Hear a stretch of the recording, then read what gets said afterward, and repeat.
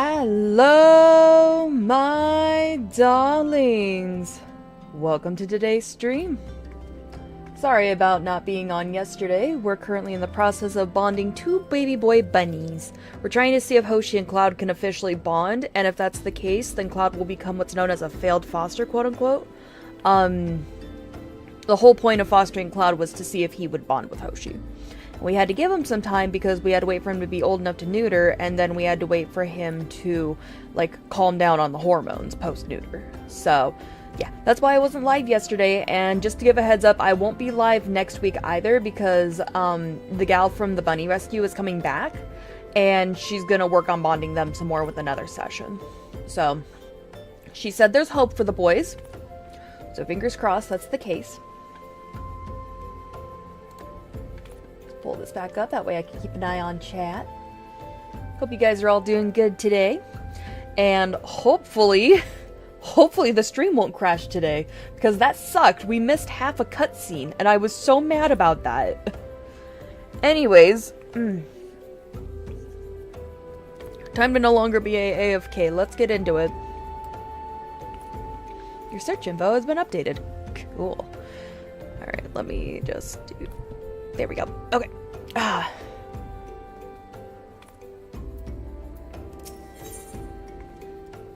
Dan Kurtowit wishes to discuss how to proceed with the investigation. Okay.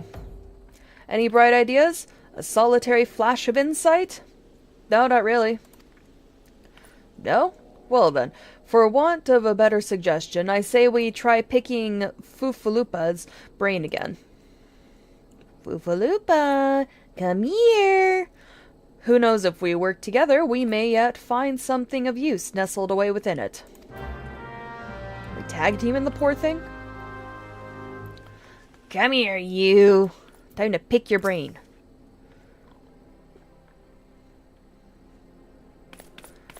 Oh, but it is good to see you return. I have given some thought to the matter, and I have just hit upon a most disturbing possibility. How could I have been so blind? Calm yourself, Fufalupa. What is this disturbing possibility of which you speak?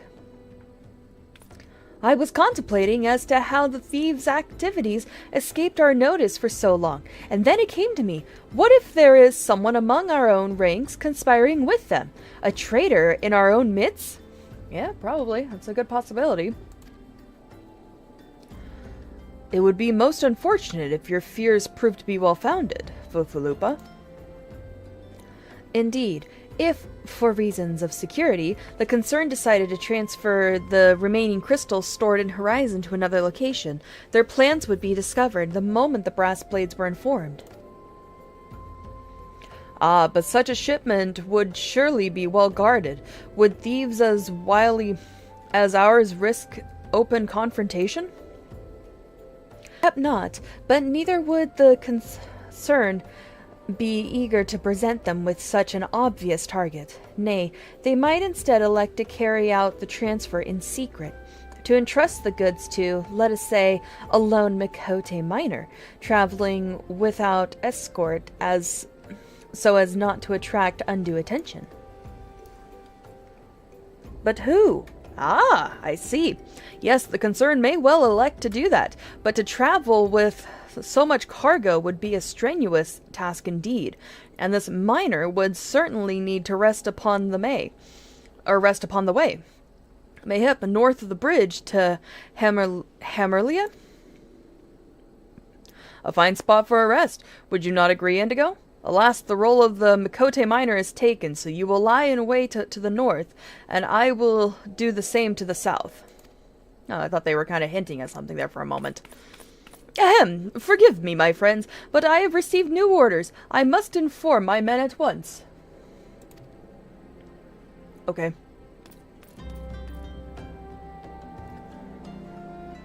For a moment, I thought that Lalafell had a tail. Oh, it's the weapon. Okay, that makes more sense. Call me a cynic, but I would be surprised if these thieves lay down their arms and surrender. See that you come prepared to offer them some encouragement. Came back just in time for those two to leave. Go figure, right? Anyway, time to lay and wait for the thieves.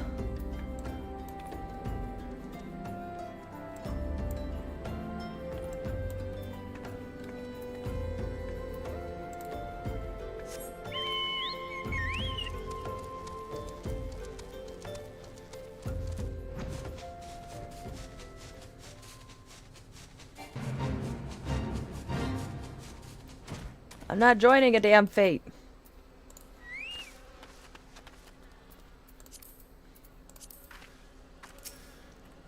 Alright.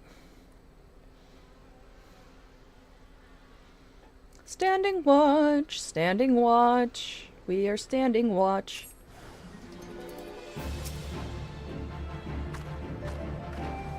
Ah, there they are. It would be nice to actually select, like, you know...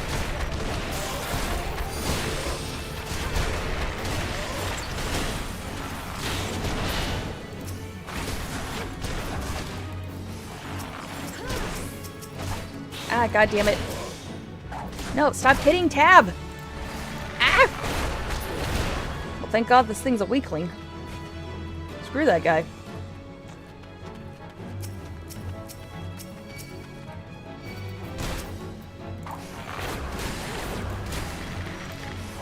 Still getting the hang of these damn controls. Well, not really the hang of these controls, just trying to figure out how to place my hand on the keyboard. Hello, Yishtola.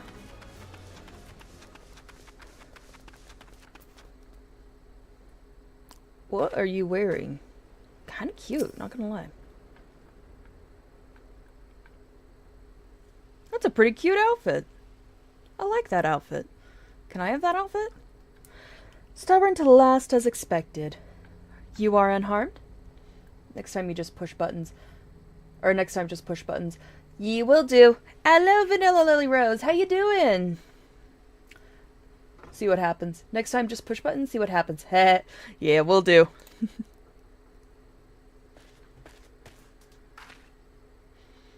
Button mashing. The gang of Seawolf thieves and Anthanolin. Or a gang of Seawolf thieves and Anthanolin, no less. I suppose there's a first time for everything. I'm glad you're doing alright. I'm doing pretty good myself. Sea wolves? All of them? Aye, and all with the same taste of facial tattoos. Blue, in case you were wondering. Our thieves are a long way from home. That was Yishola, wasn't it? Thancred, if you would be so good as to attend to the outstanding matters in Horizon, I have inquiries to make. Uh-huh. To Horizon, then. Fufalupa will want to hear about your meeting with the thieves. Okay.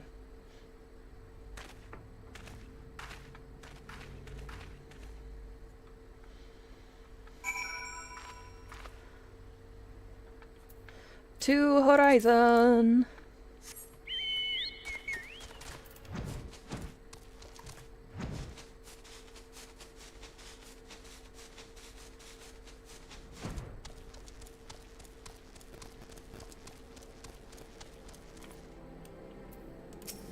Hello, Thancred. On behalf of the Brass Blades of the Rose, I thank you for your service to Horizon. Ah, but we have not been idle. While you were afield, we succeeded in identifying the traitor within our ranks. Nice. Is that so? Then, by your leave, I should very much like to have a word with the fellow in private. No. I am afraid that will not be possible. Regrettably, he, managed to subdue the unit of blades dispatched to detain him, and made good his escape. Oh. You smell that? I smell the quest. Oh, for the love of...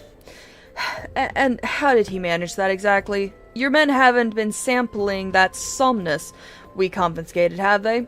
Or was he a giant in disguise? Goddamn, Thancred.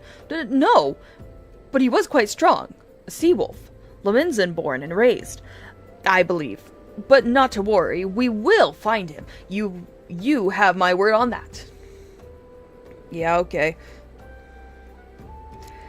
Ah, dear. I see. Pray keep me apprised of any developments. Will do. Yes, she's standing next to me. Understood. What's up? I fear our time together is at an end, my friend. Your services are required elsewhere. Oh, awfully disappointing, I know. But one must follow where duty leads. You might try to look a little disappointed.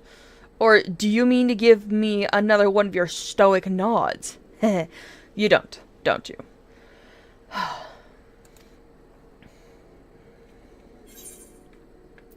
Let's see what we got here. We got casting and healing. We'll just take some silver pieces.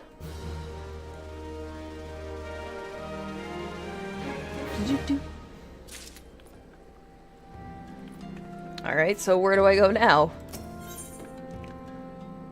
Oh, we got some... Ooh, lilac purple dye? Pretty. Probably do a lilac purple dye.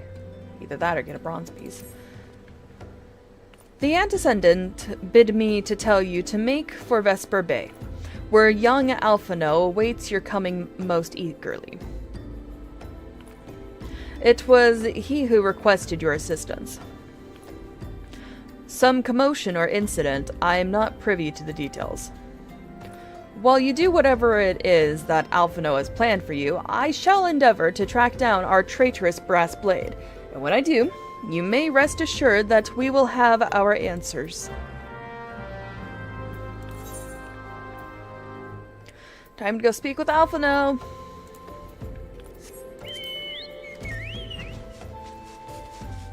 Just gonna do like this, because we can fly.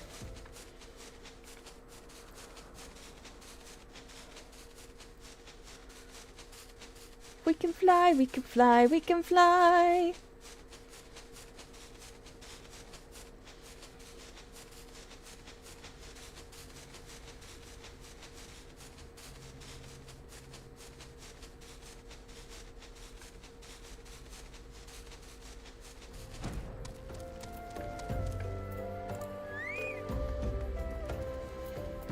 Hello, Alphino. You are late. Fuck off. No matter. I know where our visitors are headed. From what I have been able to gather, this vessel belongs to a band of Domans who seek an audience with the Sultana. You are familiar with Doma, yes? In Othard? Well, like the rest of the nations of the eastern continent, it is ruled by the Garlean Empire.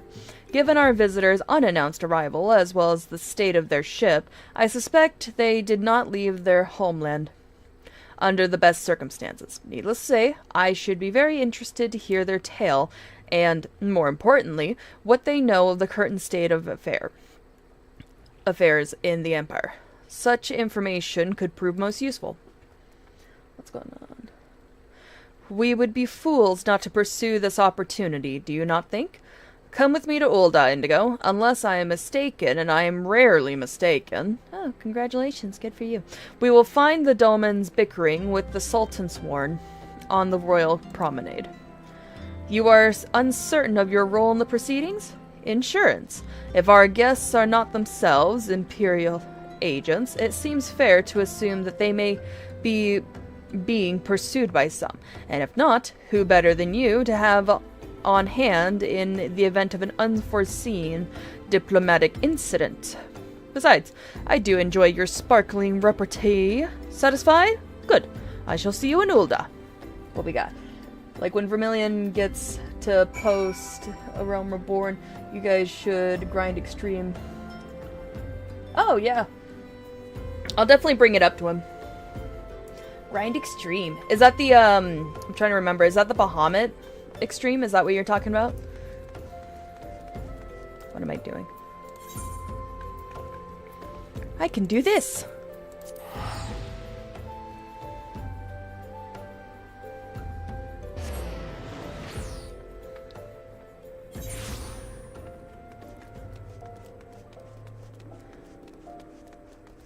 If I remember correctly, I believe Vermillion mentioned an 8-man raid for Bahamut. Oh, no, that is the Primals. Oh, okay. Yeah, we could definitely plan for something like that. That'd be a good date night idea.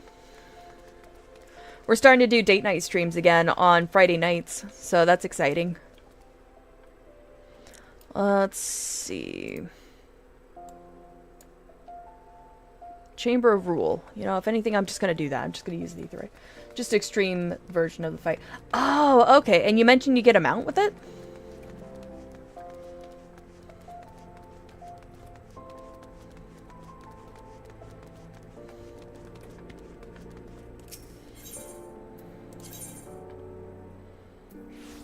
Crap, which one was it that I needed to do? Chamber of Rule.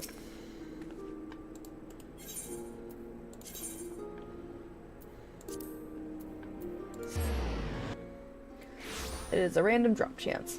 Oh, okay, cool. Yeah, I'll definitely talk to Vermillion about doing that. We just gotta get him to the epilogue first. What am I doing? I'm running in a circle is what I am doing.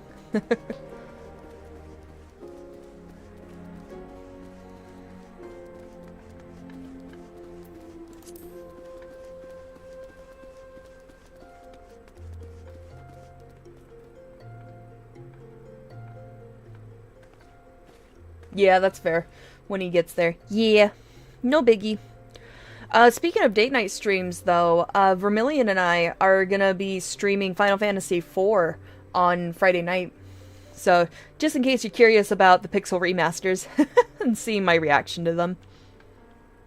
It matters not how many times you ask. Without the necessary permissions, none shall pass. Pray understand, good sir, we have not the leisure to lodge a formal petition. Time is of the essence. All I ask is that you summon your superior. Allow me to plead my case. Surely you can grant us that small kindness? Away with you. Darken these doors no longer.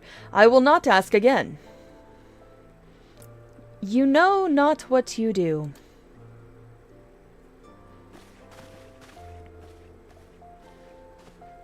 Oh, it's an aura. I gather your pleas fell upon deaf ears. A loyal man with a cold heart. I know his kind well. I hope you will find me more to your liking. Alphino Levilir at... Wow, I probably butchered that. At your service. A friend. Careful, he might call you a servant if it's convenient for him. Which I believe makes me very nearly unique. In this part of the world, at least. Few indeed are your allies in Ul'dah, yet you will need some if you wish to endear yourselves to the wealthy and powerful. Pray join me and my associate at the quicksand. There you may explain your situation to us, and we shall see if there is aught we can do to help. Yeah, okay. Now to the quicksand!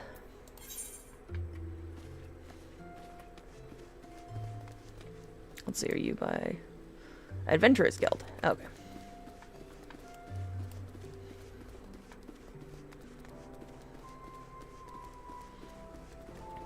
Good news is Vermillion actually finished leveling up level 50 and everything, so now he's going to be ready to do the, If I remember correctly, he's going to do Crystal Tower first. He might do Hildebrand, and then he'll do the epilogue.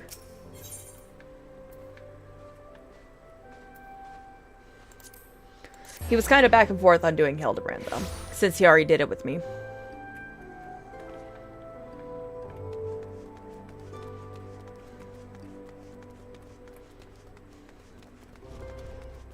I think it'd be fun if he did Hildebrand. That's just my opinion.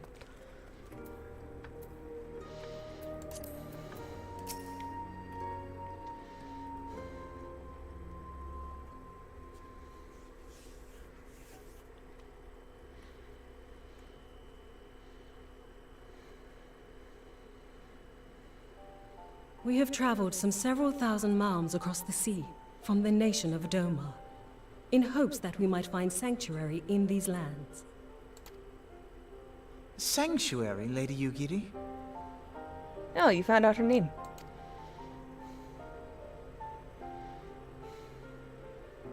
Aye.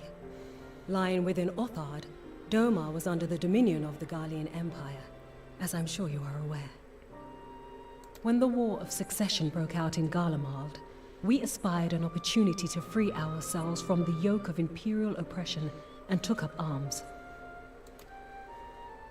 Only to be crushed. And so I gathered what few Domans escaped the reckoning and guided them hither to your shores. A war of succession? Then the Emperor... Forgive me. You said that Doma was under Imperial rule, did you not? Doma is gone. Razed to the ground as an example to the other provinces. 12 have mercy. And your people? On a ship anchored in Vesper Bay, flying borrowed colors. I keep forgetting about those tickets. Thank you for reminding me. I appreciate it. Many were complicit in the rebellion, or akin to those who were. They will not come ashore until I send word that it is safe to do so. I sought an audience with your rulers, but was summarily refused. Oh, well, that's kind of a dick move. The lords of Ul'dah are not wont to entertain foreign refugees without suitable encouragement. Is that where we come in? Mayhap I was foolish to expect otherwise, but our supplies run low and we have young ones in urgent need of care. Oh. I have seen the tents outside the gates, however. We are not the first to seek asylum, nor will we be the last. Be that as it may, Ul'dah is no friend to Garlemald.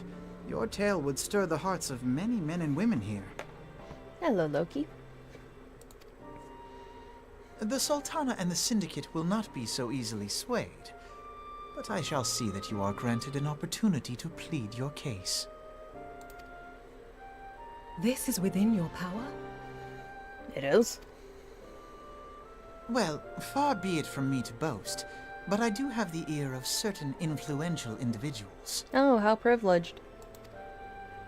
I am in your debt. Lady Yugiri, forgive me for observing, but your choice of attire seems like to evoke feelings of mistrust. Men are wont to fear the unfamiliar. We know this from experience. We seek only to spare the people of Ul'dah unnecessary disquiet. I shall defer to your experience, then. Loki is demanding my I thank you for attention. your understanding. Loki, you're making this very difficult. It seems I have urgent business with the Flame General. I leave our guests in your capable hands.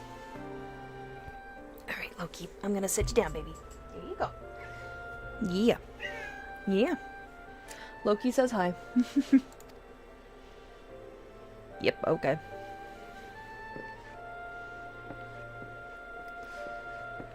Yeah, he needs my attention, alright.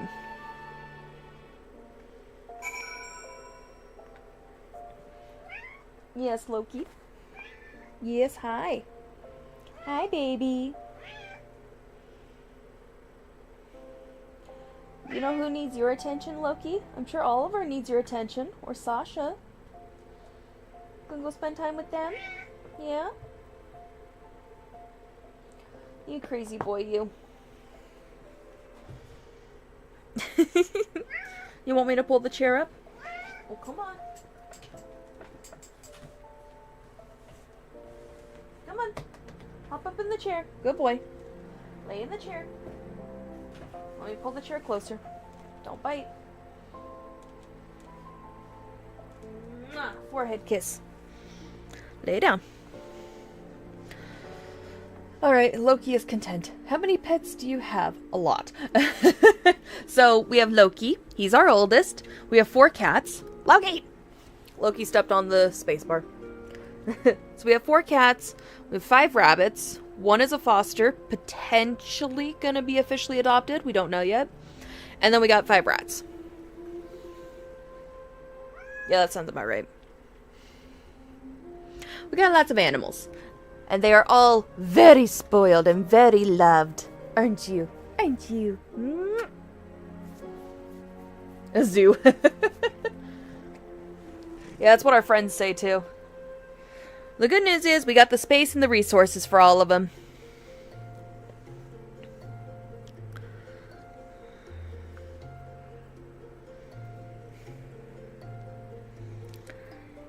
Loki, Loki. Hi, baby. Loki is very much a mama's boy. That's an understatement. Are you a mama's boy? Yeah. Are you gonna sit down? You gonna lay down? Alright, he's hopping down. I think he's content. Maybe.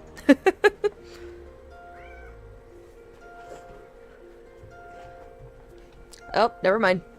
He wants more attention. But yeah, no, we have all of our babies, and they are all very spoiled little babies. Hi. You should see the cat condos. They get these big cat condos, and then the rats have this really big cage that they run around in. Ah, it's great.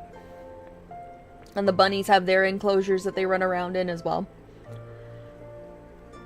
We're hoping to get Cloud and Hoshi moved into the office if they can bond officially. Fingers crossed on that. Cloud right now is a foster that we're seeing if we can bond with Hoshi. If he does bond, great, that's awesome. Then they get to be moved into the office, which both of them love the office. And if they don't bond, then unfortunately Cloud's gonna have to go back to the rescue, and we'll be at ground zero again with Hoshi. So, one way or another, Hoshi's gonna end up in the office. It's just whether or not we're gonna try to find him another bunny to bond with. But yeah. It's good to find a friend for your bun, because bunnies are very social animals. Hoshi, however, has been really struggling since Misty died. Misty was who he was bonded to originally, and she passed away from GI stasis back in July. So he's been struggling to bond with others ever since. So we tried to bond him with Barnaby, the other bunny, and his bonded pair, or his bonded group, but yeah, that didn't work. Barnaby actually got in a really bad fight with Hoshi, and Hoshi left him, like, he was struggling to walk for a little bit because he developed an abscess on his lower back, and it actually made it hard for him to extend one of his legs. We got the surgery done, we got the abscess removed. It might be growing back, we're not sure yet if the cyst is coming back. So we're keeping an eye on him at the moment. But yeah. And we've been trying to bond Hoshi and Barnaby for 3 years now, I think. Dang, was it really 3 years that we spent trying to bond those two? I think it was. But yeah. Yeah, sometimes bunnies just can't be bonded. With Hoshi, we learned that it has to be young, but make sure it's a girl. We might get lucky with Cloud. We might get lucky. The gal from the rescue came over yesterday. She's coming over next Tuesday. So we might get lucky. Hoshi might have a friend.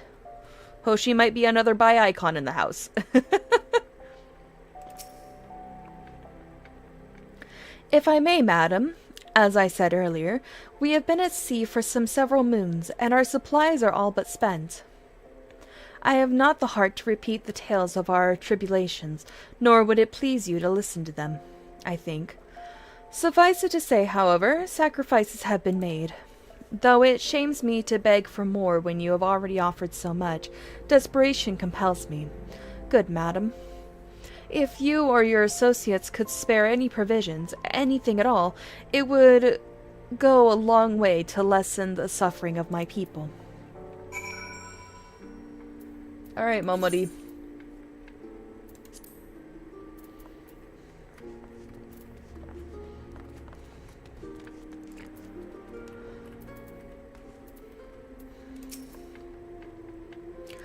Hells, why didn't you say so sooner, Indigo?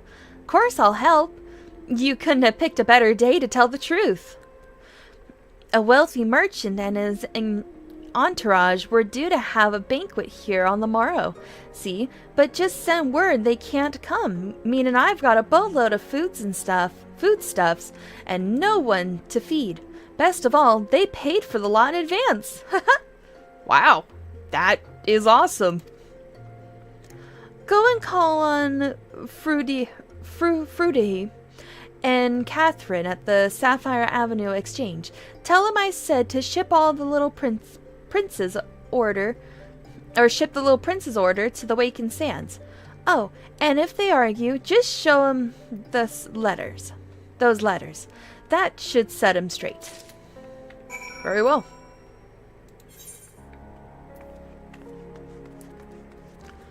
Alright, guess what? Your people are gonna be fed.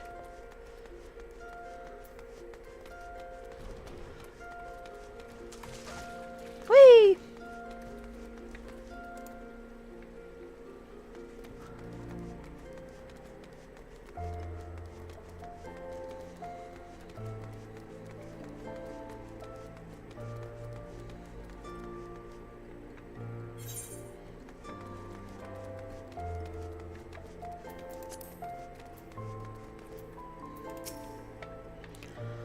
She is in the business of feeding refuges now? I ain't normally one to question Mistress Momoti's judgment, but that doesn't seem wise to me. Wow.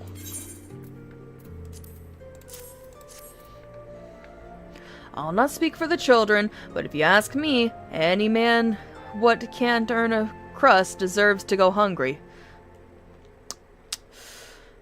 I'm not touching that. I'm not touching that.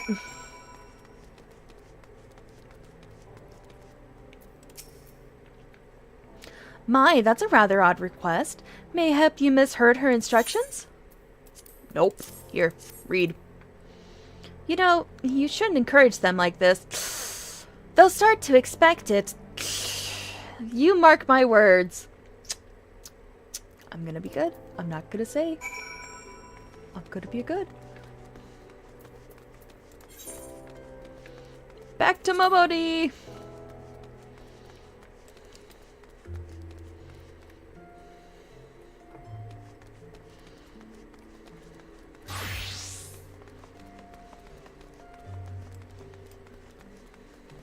Welcome to Ulda.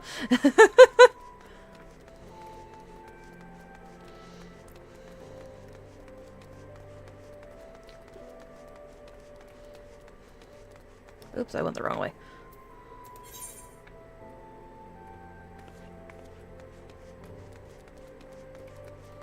We're rich rule. Yeah. No kidding.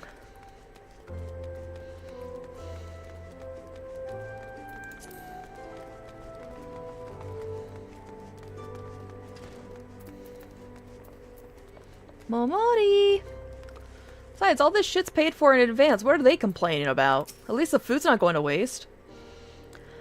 They didn't give you any trouble, did they? Good. Well, they're kind of dicks about it, but yeah, they didn't give me any trouble. Now go and tell Lady Yugiri it's all in hand.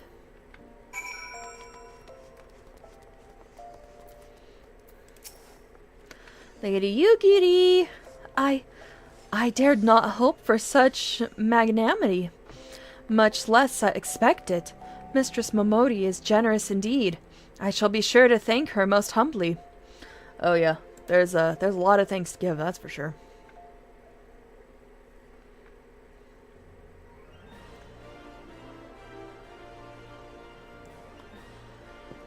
Oh, he's returned. Lady Yugiri, I briefed the Flame General on your situation. I think you will be pleased with his reply. We have been granted an audience? Before the Sultana and the Syndicate both. We should return to the Royal Promenade at once. You've done much for us, Master Alphino. I swear we shall return the favor. Naught is owed, Lady Yugiri, for naught has been given. This small favor you fairly won with your words, and it is with words that you must win the favor of the syndicate. Then I shall choose them with care. You will accompany us, yes? Good. Your presence may serve to remind the syndicate of the true meaning of philanthropy, and that nothing so unpalpable will be required of them, assuming the Domans are willing to earn their keep. Come, the Flame General awaits us on the Royal Promenade. Okay then.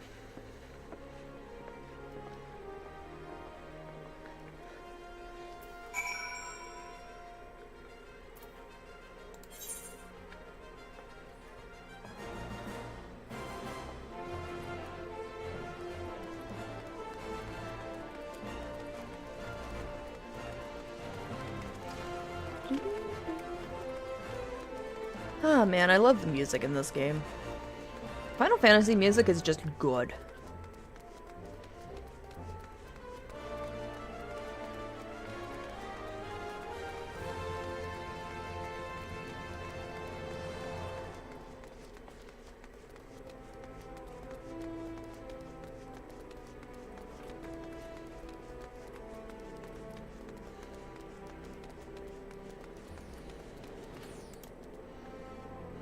Chamber of Rule again.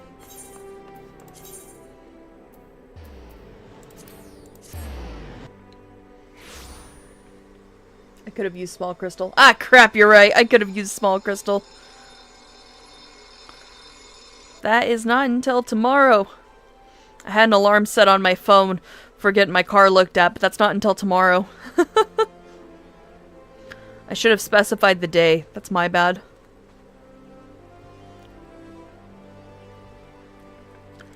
Ah, dear.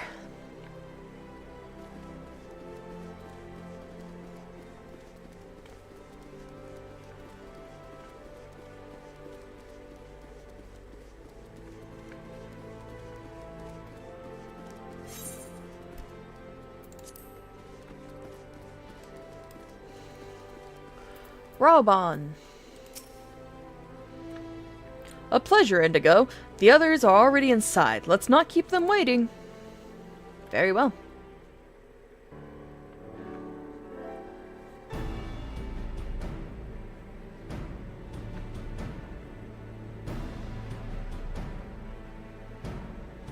I, Yugiri of Doma, am honored to meet you at last, Your Grace.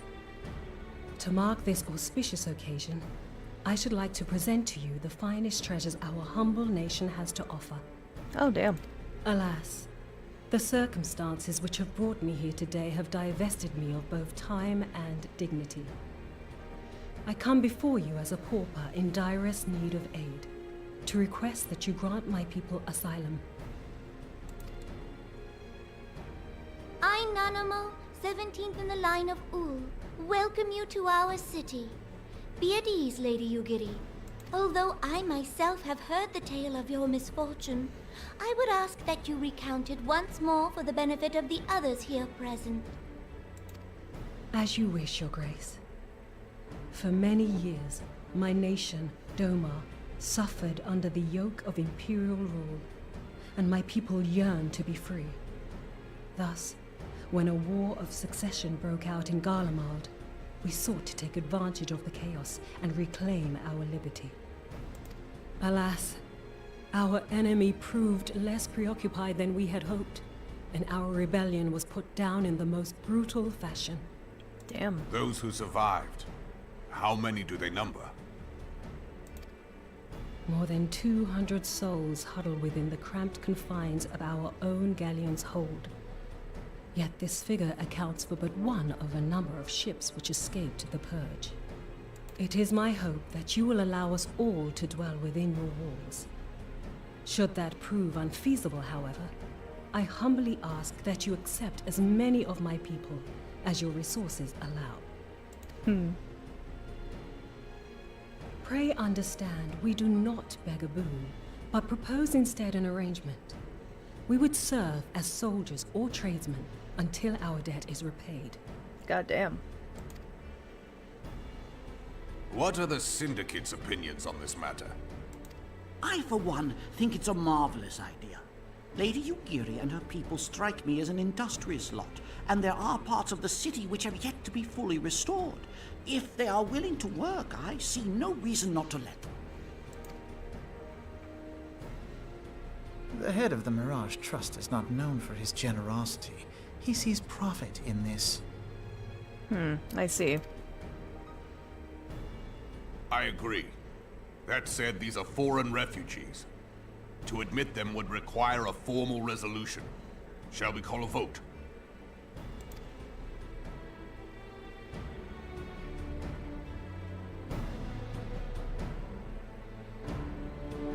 The law is the law.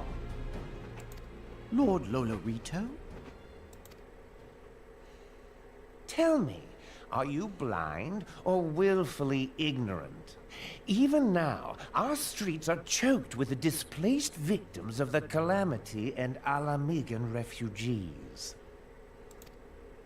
They live hand to mouth, subsisting on aid provided by the immortal flames, the cost of which grows ever higher. Is that Godbird under that hood? If I remember correctly, he's on the Syndicate. The wealth of Ul'dah is not without limits, my friends. And need I remind you that these refugees are prone to violence and criminal activity? You have all read the reports, I think. Don't say anything, Indigo. Hold thy tongue. Without homes or employment, it is only a matter of time before men grow desperate and take that which they imagine has been unjustly denied them. Yet, knowing this, you would have us swell their ranks. Mayhap you think the brass blades and the flames are not hard-pressed enough? Some say the chairman of the East Aldenard Trading Company passes Gil thrice daily. This may explain how he came to be the wealthiest man in Ul'dah. Or it may simply be that he's ruthless beyond reckoning. Surely the Sultanate can support the few hundred domins Lady Yugiri represents. That our resources have been taxed, I do not deny. But we are hardly in danger of financial collapse. I move that an exception be made. An exception, Your Grace? I am suddenly reminded of a similar debate some years ago regarding a number of Alamigan refugees, if memory serves. What were your words that day? Yes. The law is the law. And so our visitors remained in Little Alamigo. Mayhap our wise and benevolent Sultana would be so good as to enlighten us as to which other of our laws should not be upheld. Mind your tongue, Lolorito. My lord, I share your concern for the welfare of our great nation, but we must endeavor to take a longer view. You know as well as I that people can be a resource still more precious than gil. Precious or not, they were never yet so reliable. And unlike those who frequent your establishment, I have no desire to gamble with my future. Ul'dah's greatest asset is, and has ever been, her material wealth. We risk this at our peril. One need only look to Teleji Adeleji's example for evidence of the danger in allowing sentiment to dictate policy. How far the vaunted Mirage hath fallen, both in repute and profitability, since he began employing refugees. How I choose to conduct my affairs is not your concern, my lord. A proposal has been tabled. Given its urgency, I move we forego further debate and call a vote. Well, hopefully he gets outvoted. To accept the Doman refugees or not. Those in favor, I bid you remain. Those opposed, I bid you leave.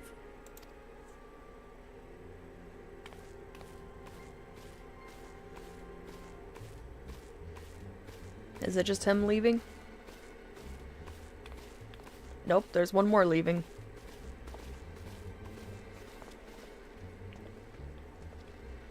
Oh, shit.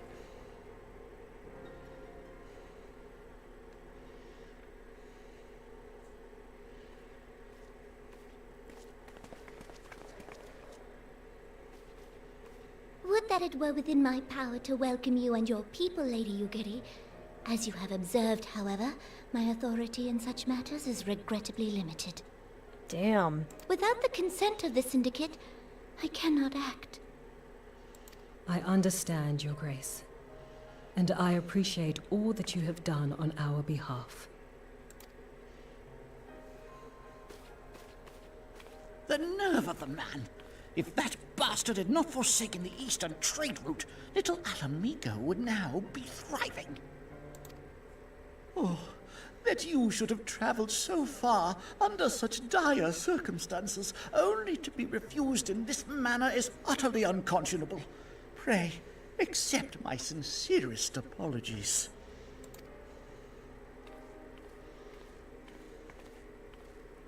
Now that the Empire no longer poses an immediate threat, they see little reason to maintain the pretense of unity. The Monitorists have grown especially defiant of late. Lord Lolorito most of all. But this is neither the time nor place for that discussion. Alright then. I'm gonna go with the lilac purple dye. That sounds fun.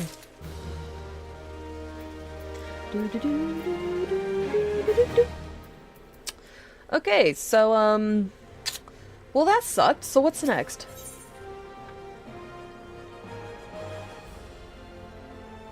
Hero's ring, huh? Cool.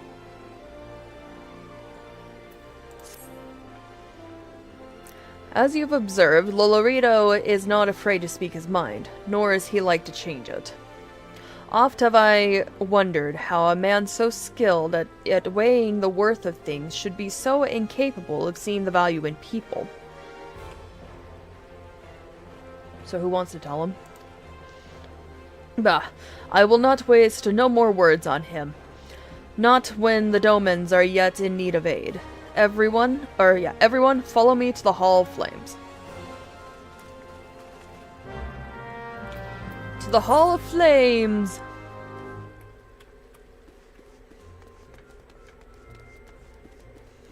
To the crystal! Baby behemoth.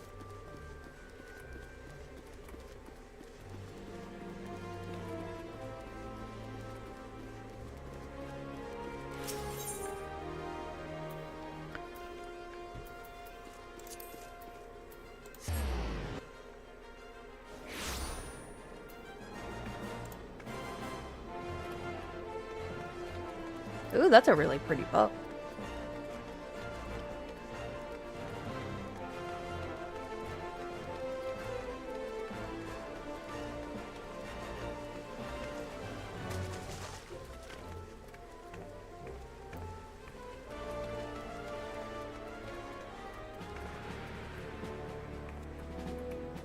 Oh, there you guys are.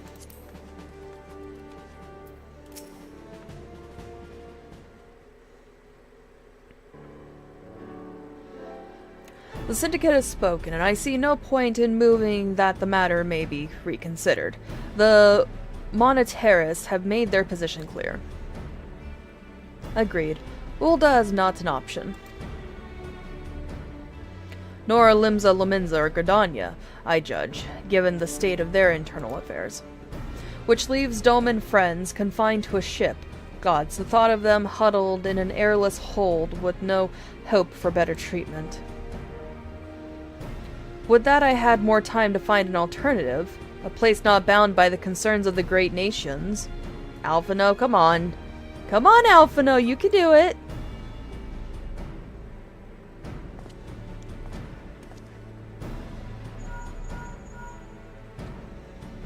Nymphilia, that is precisely what I wish to discuss.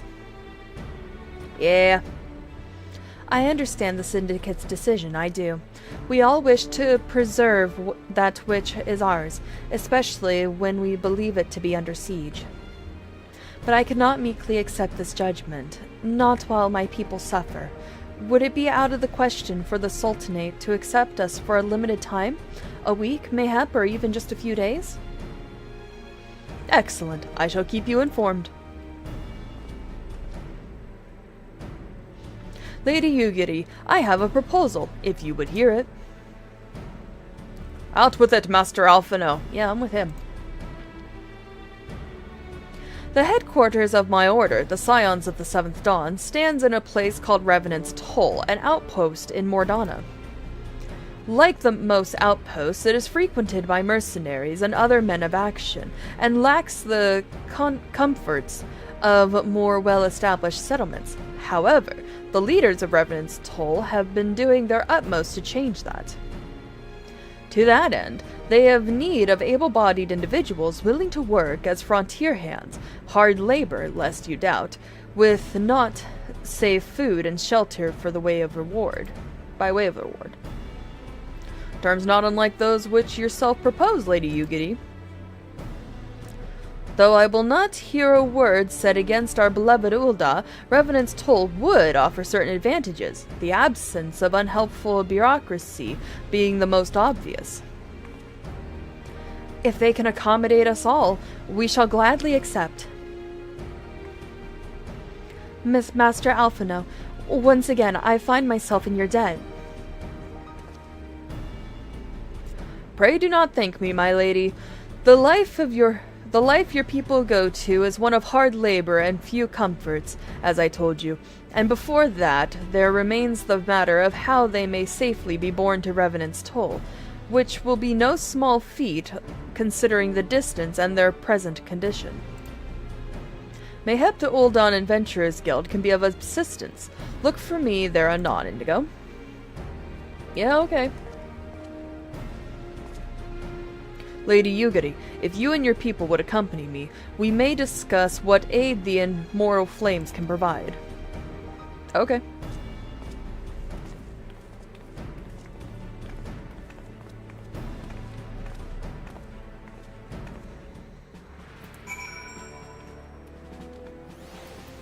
Okay, so, speak with Alphino.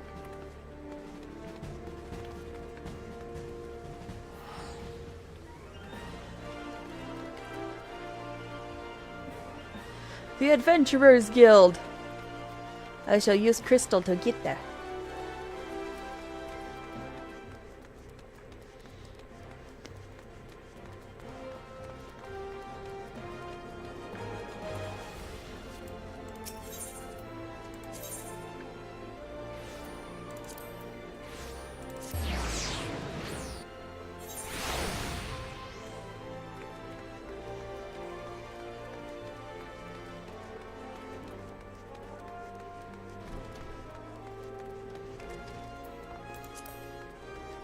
Excuse me, pardon me, walking on your table. Anyway.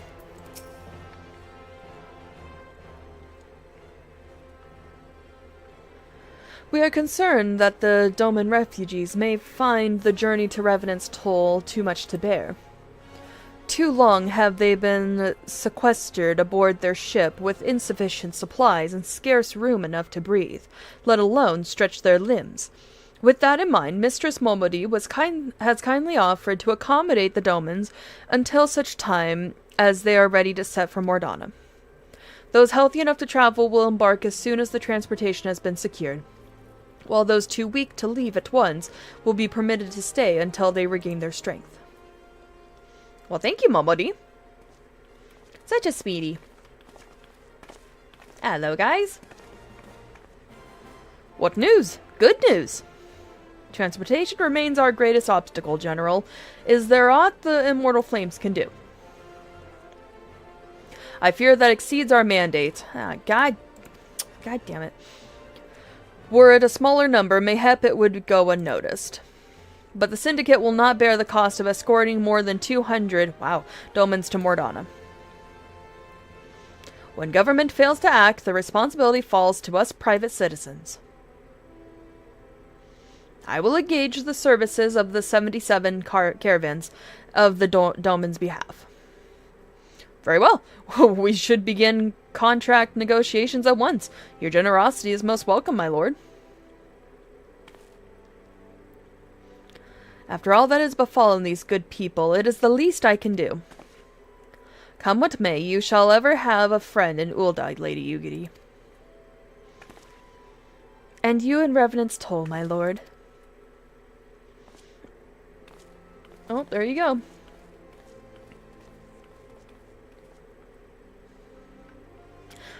Well, it sounds like we all have work to do. Lady Ugiri, let's put our hands together and settle the details of our arrangement, shall we?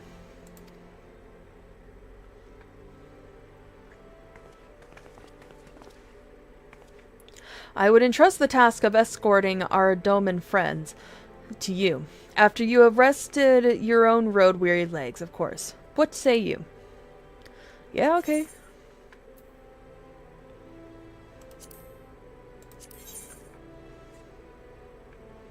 $22, $15, $22, $22. I can have 2 rings, can't I?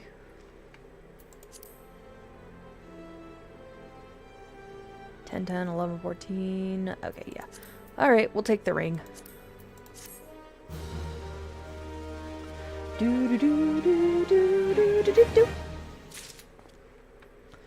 Alright, real quickly.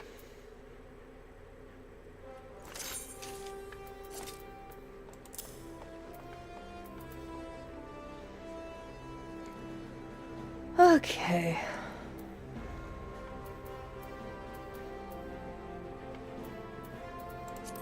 Update gear set.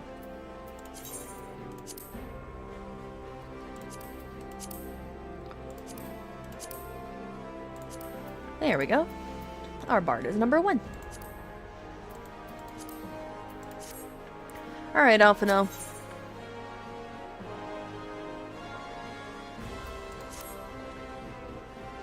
As we speak, the Domans prepare for departure at Vesper Bay, where from they will be transported by carriage to Ul'dah.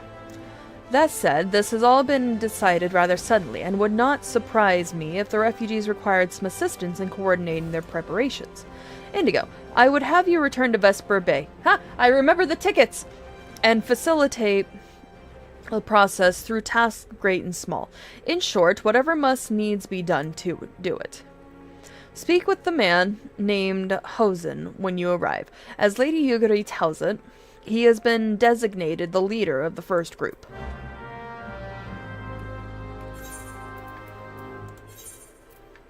Just making sure.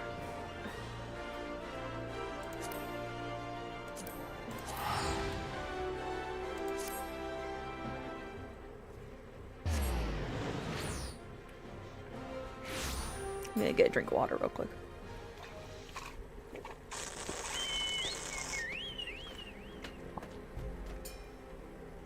Oliver, don't scratch the couch.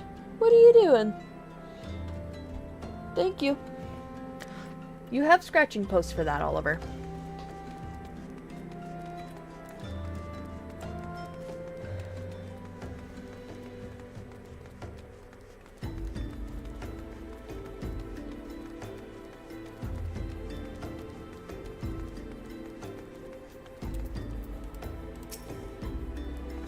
Greetings. Alphino informed me that a scion would be arriving to help with preparations. I am honored to meet you, though shamed as well. A great warrior should not be tasked with such trivialities. That's no problem. I'm here to help y'all out. Aye, I knew from a glance what manner of woman you were. Oh, I too have some skill at arms, as do many of our people. Pray forgive this trifle, but might I trouble you to help round up the children that have been given into my care? Rounding up the kids? You're not watching the kids? They are most adept at staying hidden from my sight. Oh, yeah, you're quite the babysitter, aren't you? But perhaps your king eyes will succeed where I have failed. Like babysitting? You have my thanks, friend. Pray seek out my son, Yozen. He can tell you more.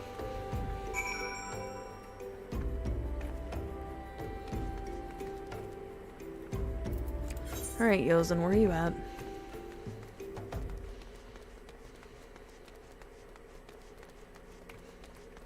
Oh, I see you.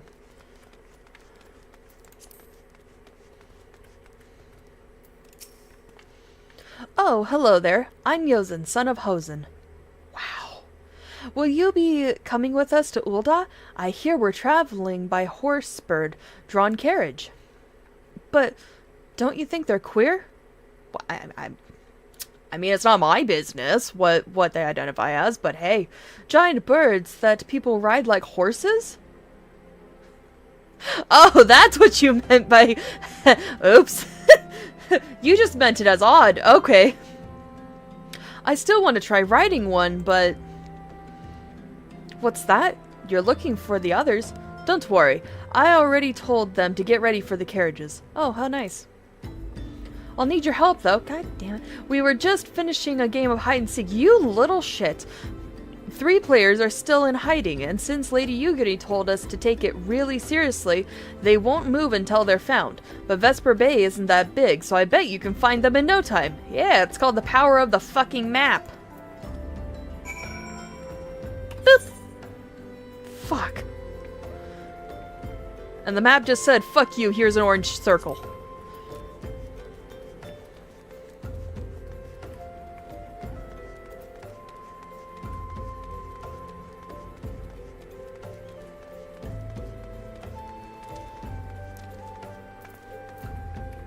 Hiding child. Are you playing? Ah, no fair. Yozen didn't say anything about adults. Huh? We get a ride in a horsebird carriage? I don't know. It sounds scary. But if Yozen says it's safe, I'll go. Well, we have one child.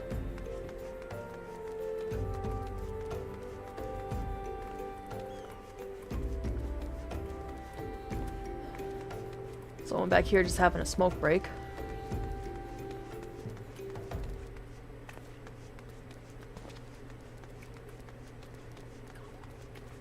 That's for the ferry tickets.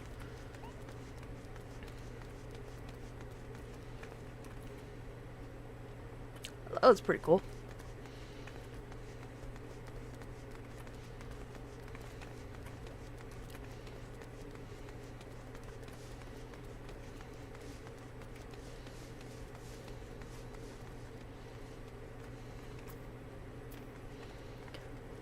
Oh, there's a child up there.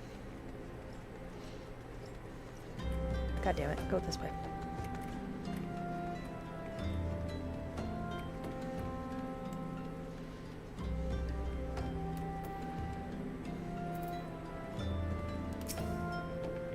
How'd you find me? Bah!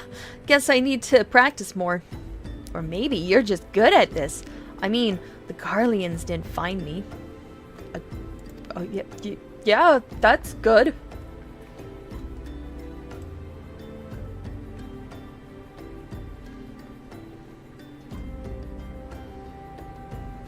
God damn it.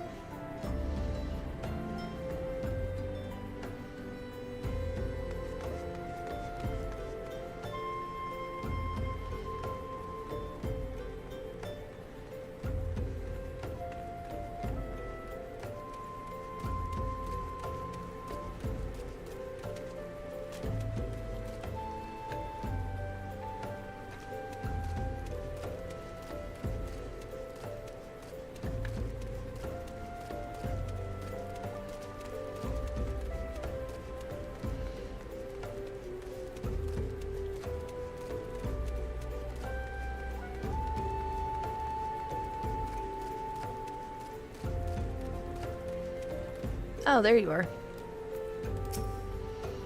Hey, you're not Yozen. Who are you? I'm Koharu. Indigo Monroe, eh? I didn't know anyone else was... Wait a minute. You're not one of those, stallions, are you? Stallions? No, scions! Scions! Then you must know Lady Yugiri, right? Isn't she great? She's really good at hide and seek, too. Oh, right. It's almost time to go. Nice meeting you, Indigo Monroe. Yeah, good meeting you too, kiddo. Okay, time to continue on. Back to Hosen. Come on, Yozen.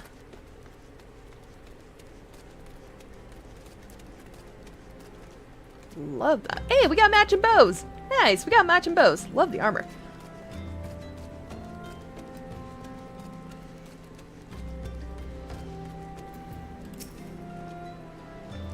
Wonderful. All the children are accounted. Hide and seek? Ah, I see that you are curious. It is quite as simple, really. Lady Yugiri said that it is best that the children know what to do in case the Garleans found us. Oh. I should hope that those days are behind us, but I nevertheless take comfort in knowing that we are prepared. I'll just take the silver piece.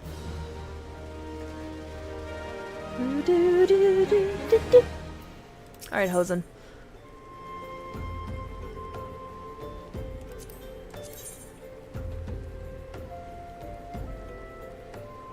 Oh, we're getting a new necklace. Cool.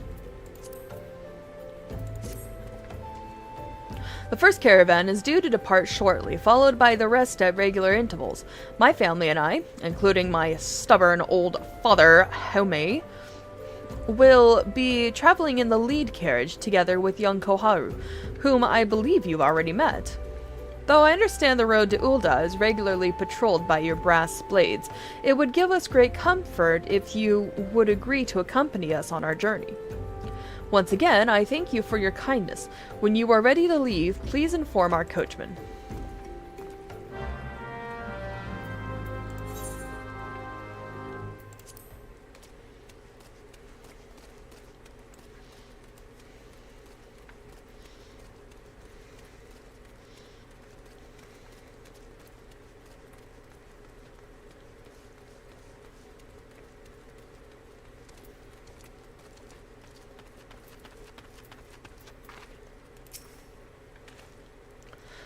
Eager to be off, are ye? Aye, well, I was meaning to have a word with ye about that runner from the Blades. Says we might have a problem. Oh, fuck me. A fierce-looking beastie's been sighted south of the bridge to Hammerlia. Might be as someone's eyes are playing tricks on him, of course, but it don't pay to gamble in this business.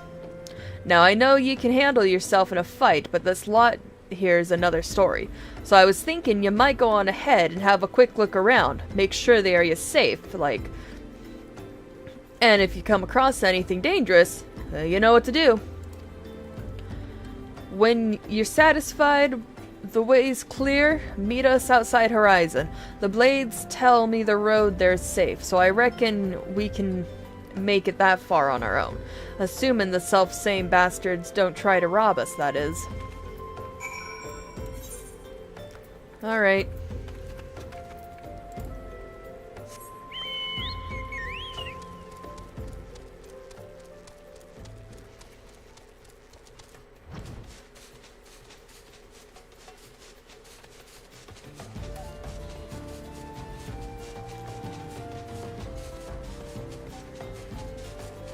Traveling in the rain, traveling in the rain.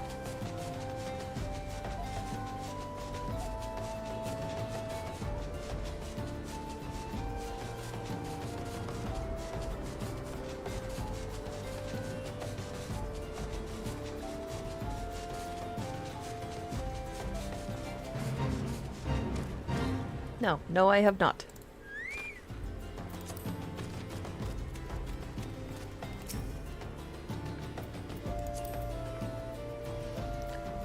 Alright, time for button mashing!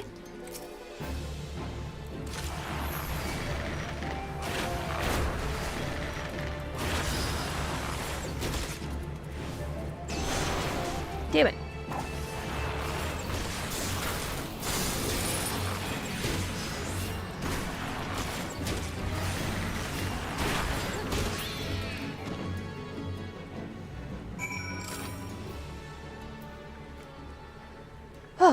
Alright, let's see.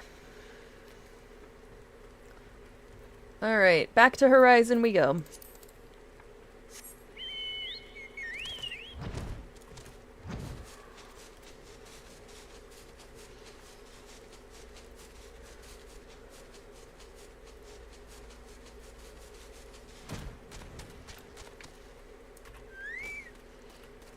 Oh, that's the button to push, okay. So, there was a beastie. Was being the operative word, eh? Haha!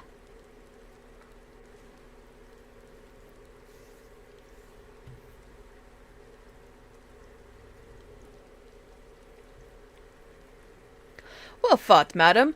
Well fought. If only I were in better health, I should have been proud to stand at your side. Pay my son no mind. He forgets that his responsibilities preclude acts of daring do.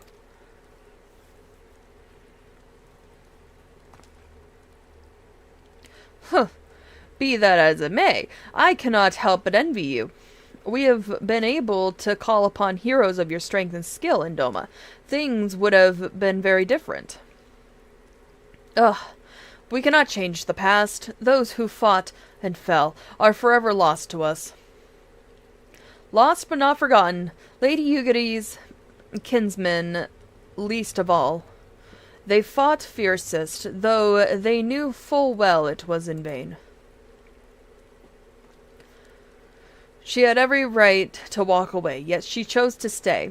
Food, shelter, the promise of a better life, all this and more we owe to her. How does one even begin to repay such a debt? In kind, Father, to she who has given everything, we shall give our all. Whatever work there is to be done, we shall do without question. Ditch digging, bricklaying, it matters not. Revenant's toll will grow and prosper by our hands. Nice. I like the sound of that. Ah, shit. And what's going on here, guys? Hey, Miss Indigo! Koharu and I want to know why you became an adventurer. Why not? Is that guy behind you okay? Why did you become an adventurer?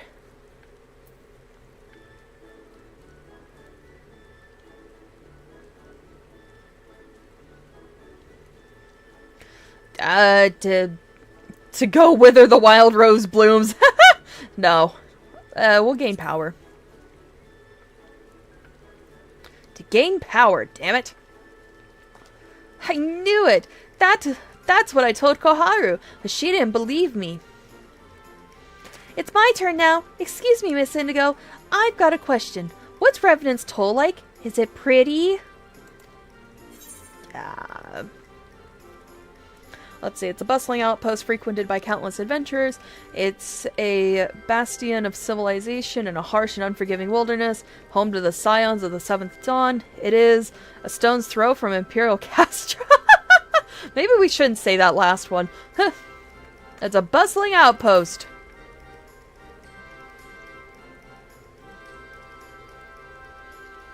You mean there are lots of people there who are just as strong as you? Oh, I can't wait!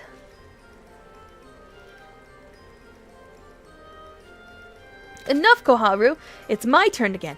Miss Indigo, when I'm older, I want to be strong like you. What do I have to do? Well, you need money to start with. And then what you do is you buy the complete edition pack. And then you have to pay the sub every month. Or you can do every 6 months if you've got the money for it. Seek out new experiences and adventures, fight ferocious beasts, train every day, buy weapons and armor from Rowena. Train every day. You can start that shit now. Aha, so my father was right. How do you do it then? Come on, tell me, and don't leave anything out. You really want all the details. Alright, that's enough questions for Miss Indigo. That's not fair. Why does Yozen get to ask 2 questions? I want to know about adventuring just as much as he does. Just one more, please. Do you think I could be an adventurer like you one day? Yeah, sure. Really? Then I will. Thanks for the advice, Miss Indigo. I won't forget it. He gets 3 questions? I'm going to be an adventurer too. When we get to Revenant's Toll, let's make an adventurer guild for dolmens. That's actually kind of adorable. We'll protect our friends and punish the wicked, just like Miss Indigo and Lady Yugiri. Yeah, just like Miss Indigo and Lady Yugiri. We can talk more about it in the carriage on the way. Will you be joining us? Yup.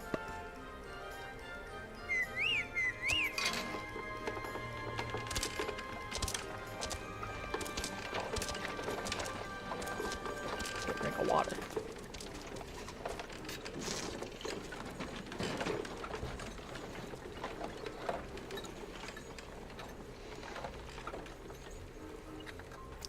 And off we go.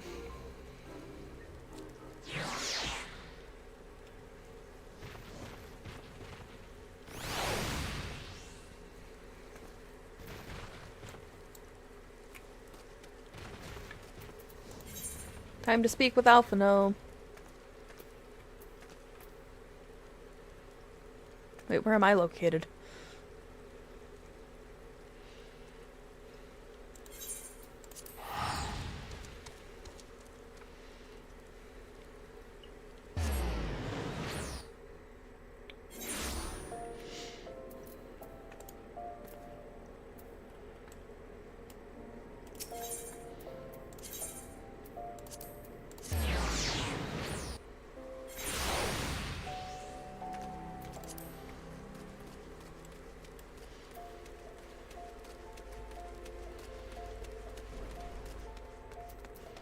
Alphino, where are you?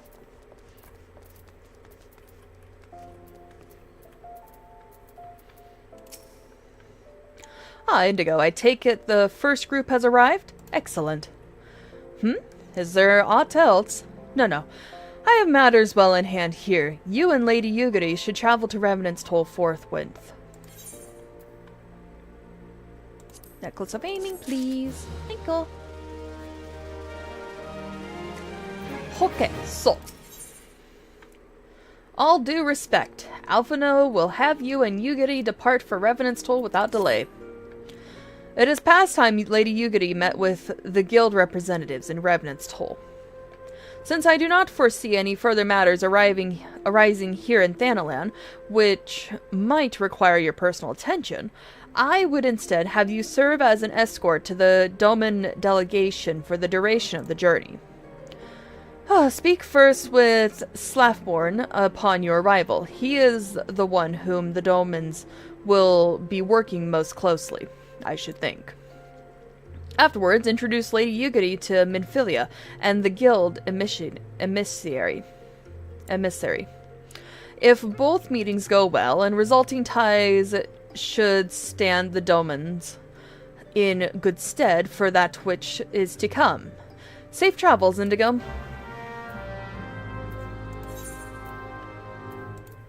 To Mordana.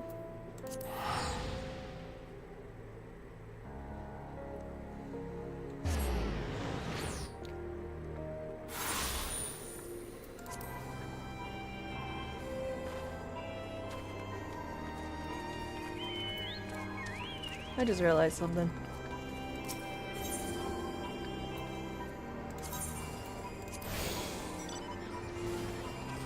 There we go. I'll probably save a lot of trouble.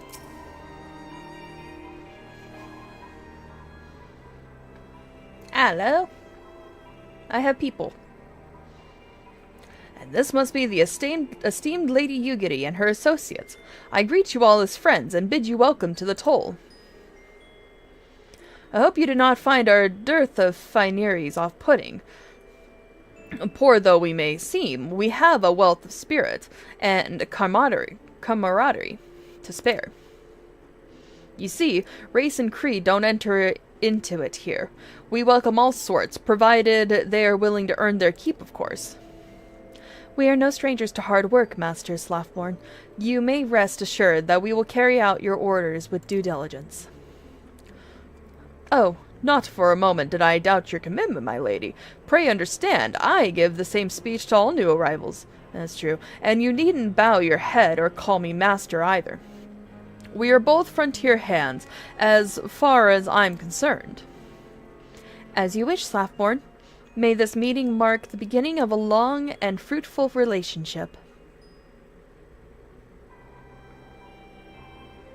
I have words to say. Our guests have yet to meet with the Antecedent? 7 hells, Indigo! Why are you wasting time with me? See them to the Rising Stones. Yeah, okay, sure. Yugiri. To whom much is given, much is expected.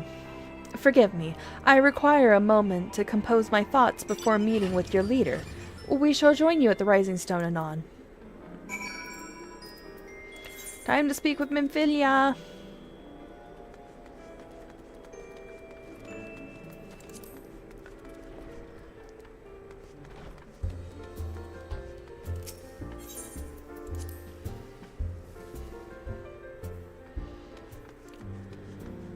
Alright.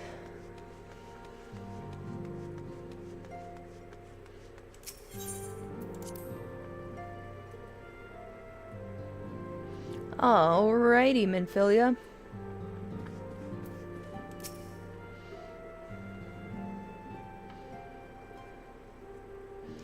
"'Tis no use." Eh? Our attempts to reach the student of Baldesian continue to meet with a failure. Urianger has explored other avenues of inquiry, but they too have yielded naught. We will persevere, of course, yet within our hearts the truth is clear. We are but awaiting confirmation of which we already know. How fare the Domans? I am given to understand you were quite busy in Vesper Bay. Mayhap you question the wisdom of aiding refugees when the primal threat remains unresolved. I should not blame you if you did, nor would I deny that if this matter falls outside our normal purview. But that is as it may. I could not ignore the plight of these refugees, not when it was within our power to help them. I have words to say.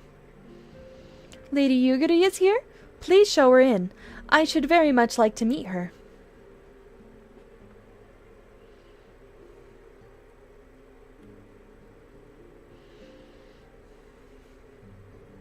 All the nodding.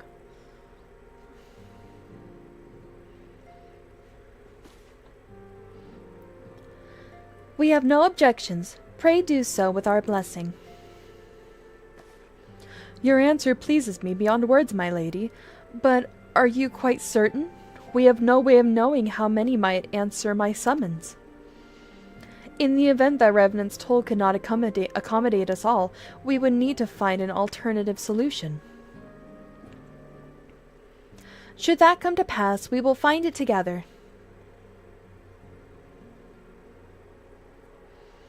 As ever, it has been a pleasure, Antecedent. Alas, we must take our leave, as the first carriages are due to arrive at any moment. Should you require aught else, pray speak with Slaffborn, Lady Yugiri. Indigo?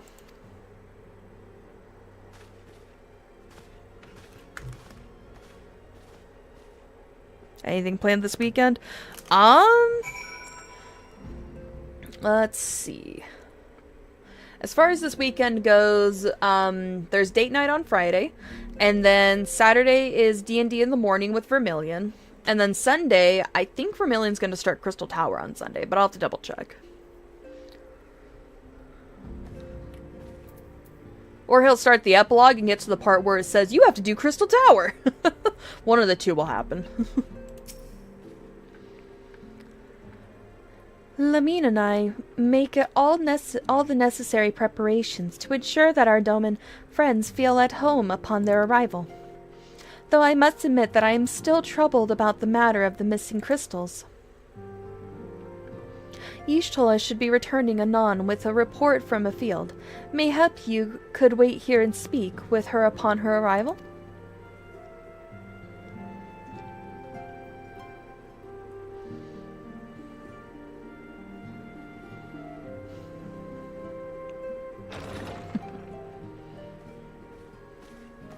Y'shtola. How goes the fishing? Caught anything slippery? Aye. Our suspicions were well founded. The The Serpent Reavers are indeed the culprits. The plot thickens. And so it does. Has there been any movement in Thanalan? It has been blessedly quiet, which is to say the Amalja are being no more or less of a nuisance than usual, summoning Ifrit with such crystals as they have hoarded. Urianger, too, reports not out of the ordinary. Then we have our explanation. Your explanation for what, pray tell? For the recent spate of crystal thefts in Thanalan, we naturally assumed that the trail would lead us back to the Amalja. Yet it did not. It led us across the sea unto Vilbrand. Huh. Vilbrand? There have been reports of increased Sahagin activity of late. Oh gods, they mean to summon Leviathan? Oh shit, they mean to summon Leviathan. That is the way of it, I fear. Whilst conducting our investigation on behalf of the mineral concern, we came upon evidence implicating the Serpent Reavers. With the aid of the Maelstrom, I was able to verify our suspicions. 'Tis only a matter of time before Leviathan returns to harrow the seas. But there is more. One of the Sahagin, an elder by my judgment, spoke of attaining the gift and knowledge of eternity. The what? Ugh. Ah, fuck, migraines.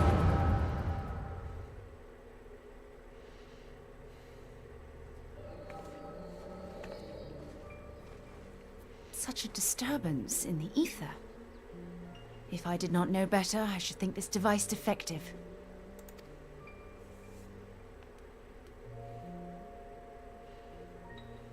Well, And that looks there fun. is the explanation.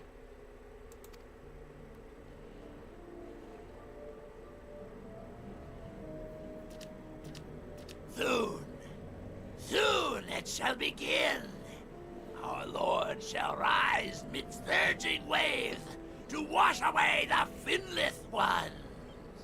Oh, God. And I shall be granted the gift and knowledge of eternity, and with the emissary stand equal. Then shall I know no cessation, no oblivion.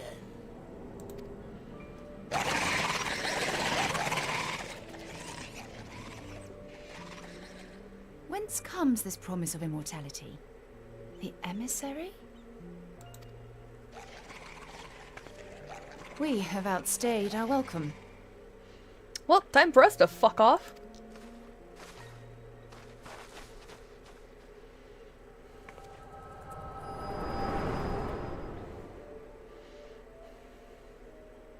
God, where's my fucking Advil? The gift and knowledge. Are the two of you quite well? You shared that vision, did you not? Yeah. Sure did. Even before the Sahagin made mention of the emissary, I recognized Elidibus's words. He is behind this. But surely it is not within his power to grant the echo. My lady, unless we act swiftly, Leviathan will rise again. The Admiral has already requested that we intervene to prevent this. Failing that, we are to attend to the Primal's extermination. She will have our full cooperation. Let us make haste to Limsa Lominsa. I mean to play a part in this mission. Tataru, pray, take charge in my absence. Tataru, you're in charge. Sure, this is wise. I am aware of the risks, but there is something I must see with mine own eyes. The true nature of the echo. Very well. I shall not stand in your way. On the condition that you permit me to accompany you as bodyguard. Your company is ever welcome, Thancred. As long as you don't get possessed again. I take it something ill is afoot. Oh yeah, you're still here. Aye, a primal is about to be loosed upon Eorzea. A primal? A godlike being whose very existence is a bane upon the land. We scions of the Seventh Dawn are sworn to put an end to their kind. Huh, lovely.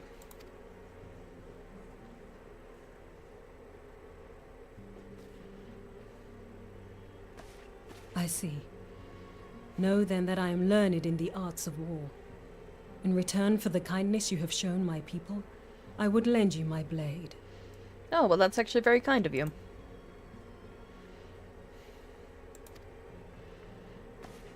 It would be most welcome. When contending with a primal, one can never have too many able allies. Yeah, fair enough.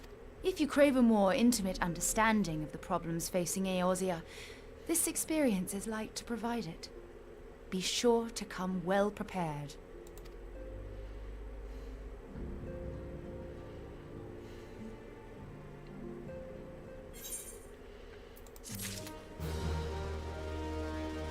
Do do do do do do do do.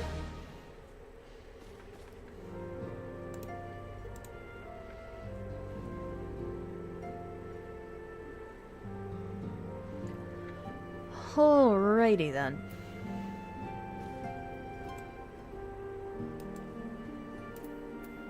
Am I just staring at her boobs? Kinda looks that way. Looks like I'm getting another silver piece. I gotta go sell those. Plainly, should the worst come to pass, and Leviathan is summoned, our only recourse will be to face him in battle. Given past experience, you may very well think that eventually inevitable. Yeah. Yet, so long as there is even a chance that the Primal's return might be prevented, we must needs spend all our efforts toward achieving that goal. Before we do aught else, let us hasten to Limsa Lominsa and meet with the Admiral. She will not have been idle in the intervening time, and will doubtless have valuable information to share.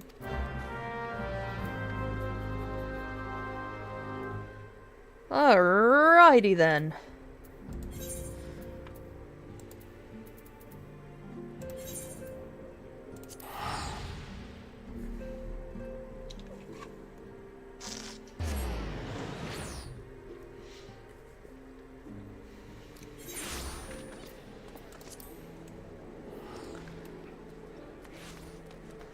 Alright, let's see.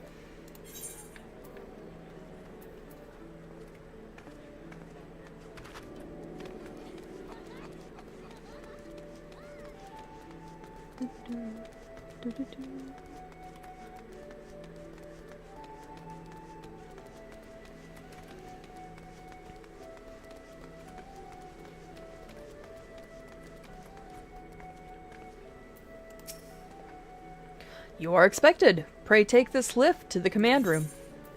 All right.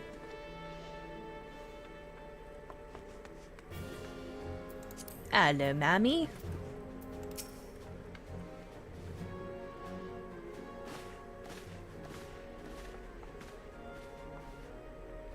Welcome, friends. I take it Y'shtola has apprised you of the situation.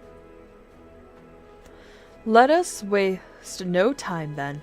According to our best intelligence, the Sahagin had not crystals enough to summon their god. Alas, we did not count on the serpent reavers venturing as far as Thanalan to supplement their cache. For our short-sightedness, we are faced with the grim prospect of Leviathan's imminent return. Oh, great. Needless to say, I am not inclined to let the fishbacks have their way. Even as we speak, the Maelstrom makes ready to launch a large-scale operation to thwart the summoning, and we would welcome the Scion's support in this endeavor. But if God's forbid our efforts should come to naught, I will need to trouble you for more than mere support, much as I did when Titan last walked these lands.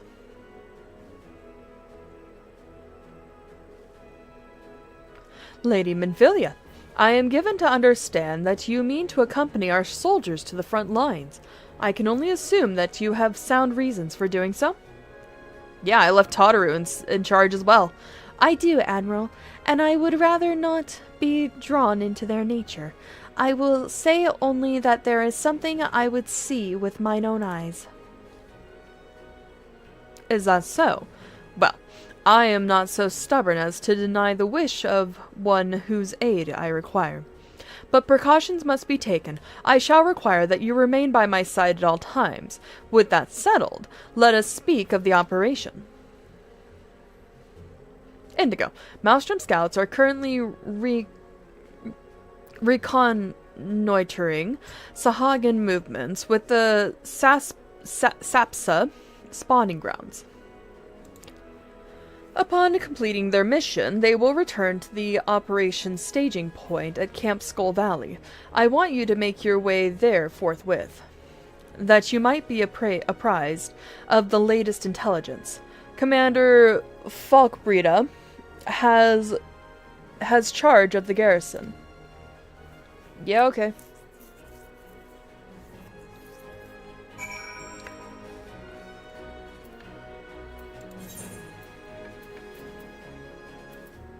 I must go to Aleport.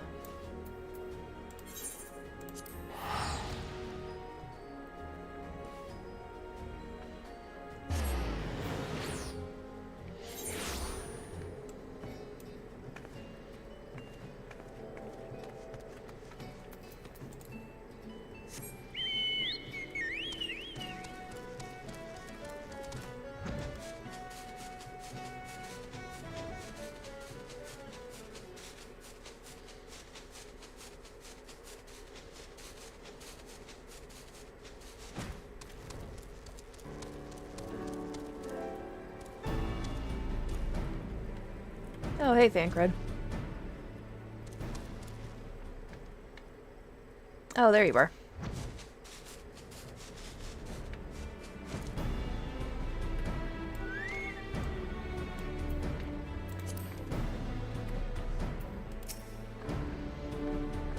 I've been expecting you, Scion of the Seventh Dawn. On behalf of the men and women here, I thank you for your cooperation. The safety of our citizens is paramount. With your aid, we will prevent Leviathan's return. Healing and casting. I'll take the silver pieces.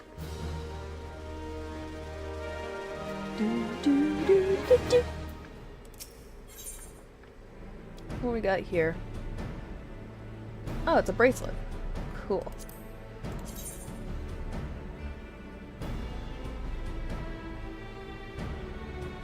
Oh yeah, we're definitely getting a new bracelet. Spirit bond potion. Cool. Anyway, as you may already know, Maelstrom scouts have been dispatched to reconnoiter the Sapsa spawning grounds. Though it pains me to admit it, the Maelstrom have never faced a foe the likes of this before. We must proceed with all due caution. Among other things, they have orders to determine where Leviathan might emerge, assuming it comes to that. And yet, their return is long overdue. I fear that ill may have befallen them. For better or worse, we must ascertain their fate. If it is not too much to ask, I would have you aid us in the search. 5 scouts ventured to Sapsa, all told.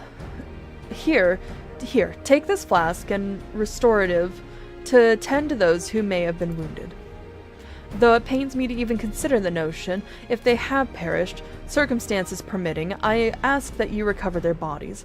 By no means venture too deep into enemy territory, however. We can ill afford to lose you at this juncture. That's okay, I respawn when I die.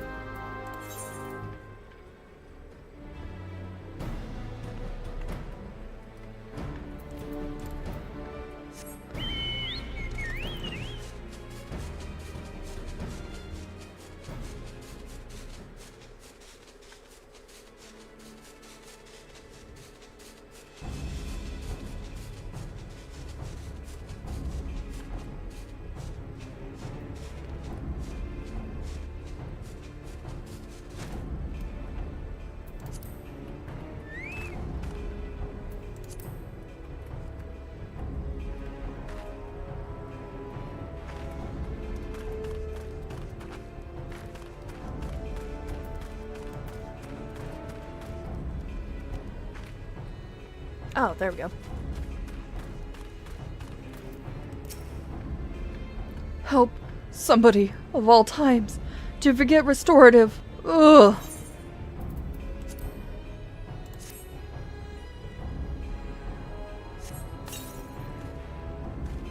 Thank you. I owe you my life.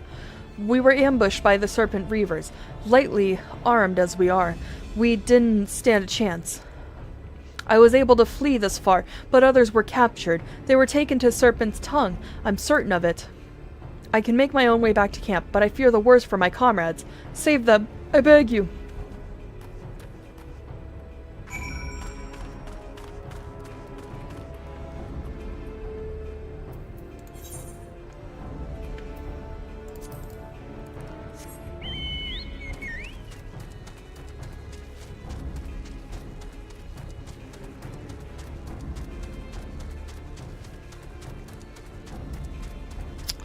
Okay, so.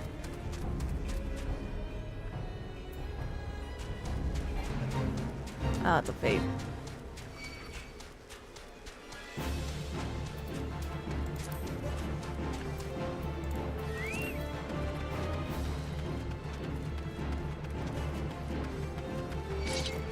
God damn it, no, I don't want you.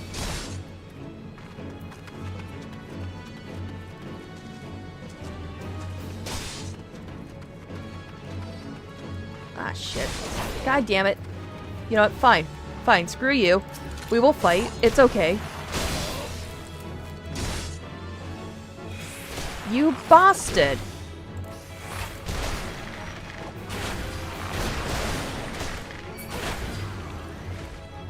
Anyone else? Who's next? Am I good? Good.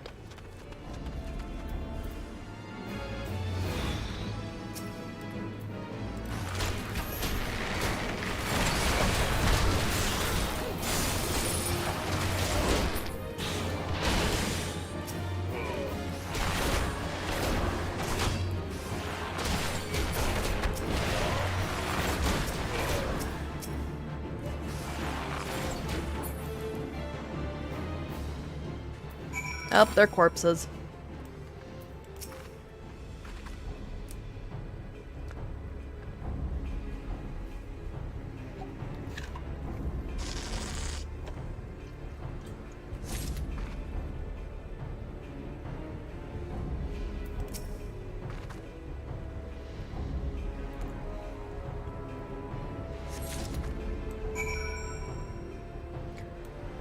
Oh dear.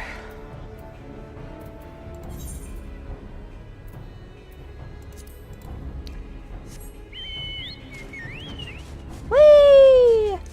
Fuck all you, I'm out.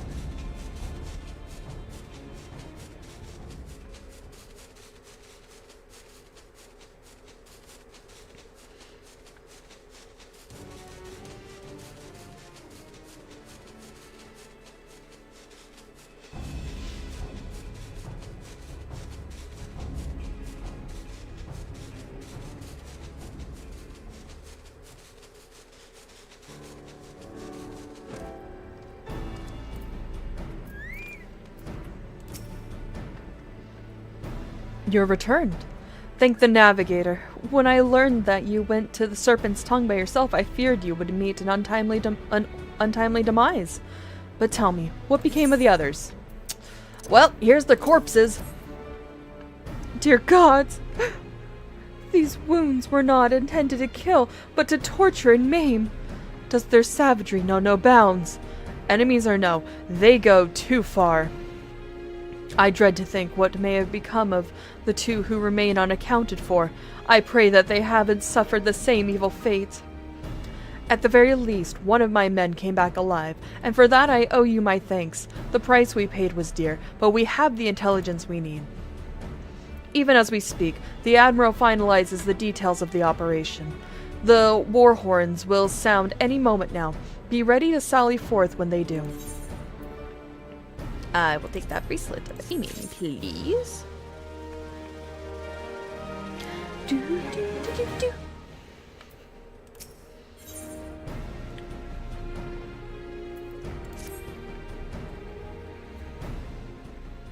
I should have upgraded my bracelet. Oh well. Thrice damned fishback bastards. I'll kill them slowly and then chase their rotten souls through the 7 hells. Oh, Mummy's here.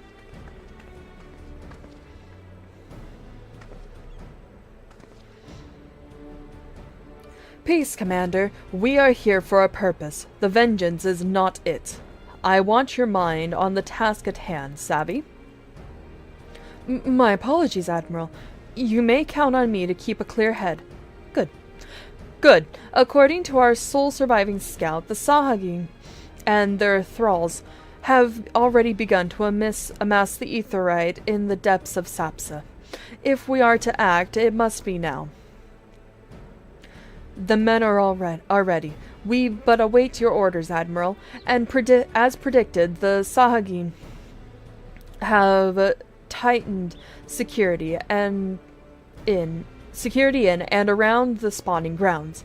A frontal assault is like to be met with a fierce resistance.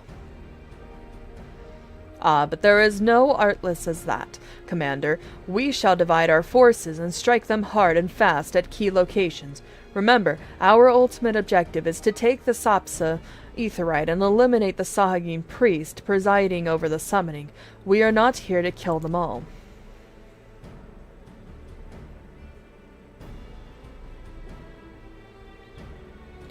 The Maelstrom shall engage in and distract the Sahagin's legion of drowned pirates at the Serpent's Tongue. Commander, you have charge over this effort. Be mindful that the lay of the land there is devilish for attacking forces. Let the foreign levy spearhead the assault and have subsequent units fan out to cover their flanks. At the selfsame moment, a divisionary squadron formed of galleons form the Crimson Fleet shall harry the enemy from offshore. In likewise, we Scions shall form smaller units in hopes of confusing the Sahagin defensive effort. Indigo and Y'shtola, the two of you are to make your way to the site of the summoning ritual. Oh boy, I can't wait to see Y'shtola's excuse on why she can't be part of the fight! The Admiral's divisions should serve to thin the enemy's defenses, rendering your path less perilous. A small party, I believe, should be able to win through without drawing unwanted attention. Yeah, okay. Thancred and Yugiri, your mission is to lure as many Sahagin as possible out of the spawning grounds. Having done so, take your heels and circle around to join the infiltration unit of Y'shtola and Indigo. When all this is set in motion, I shall cut a path to the aetheryte accompanied by Lady Menphilia as we agreed. And don't let me keep you, friends. To battle! To battle! When last did we fight side by side, Indigo? Too long ago, I warrant. But come, let us away. Yes, us cat girls need to stick together.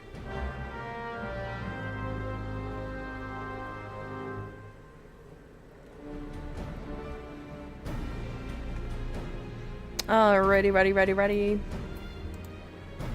Time to go through the first checkpoint.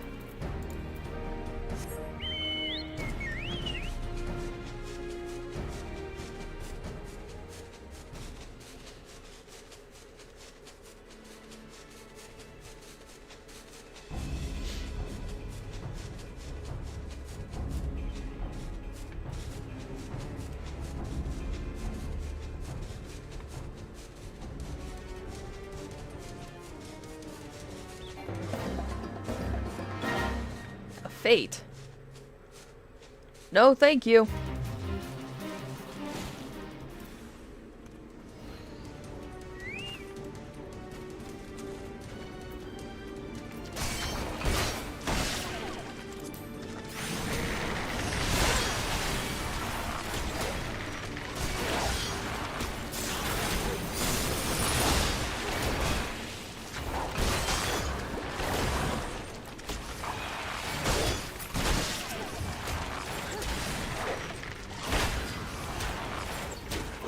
Oh shit, I need a second to win this bitch.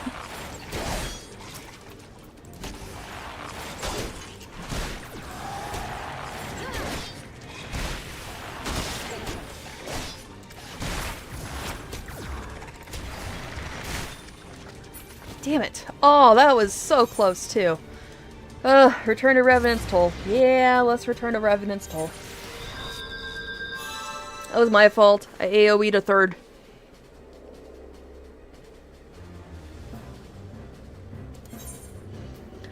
Back to Aleport we go.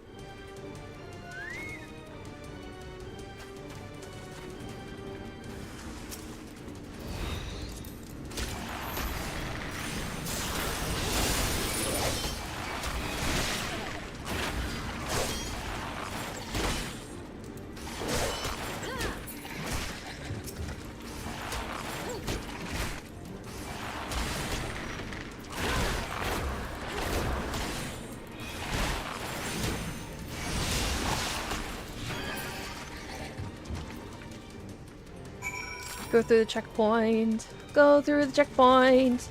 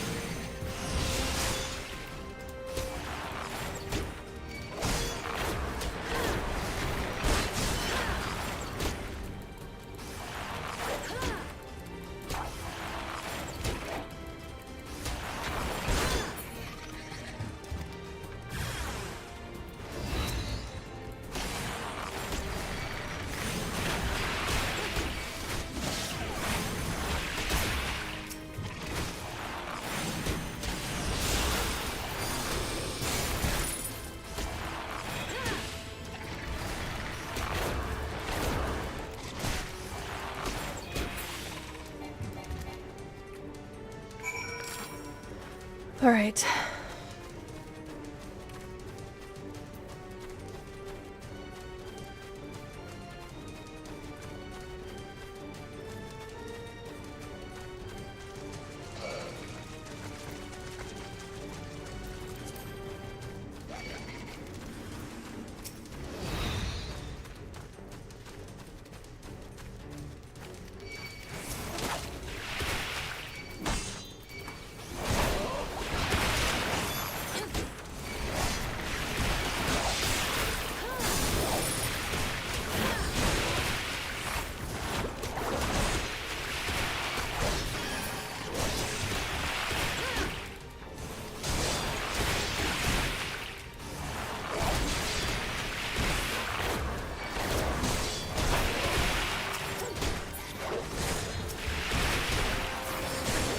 Ah, damn it.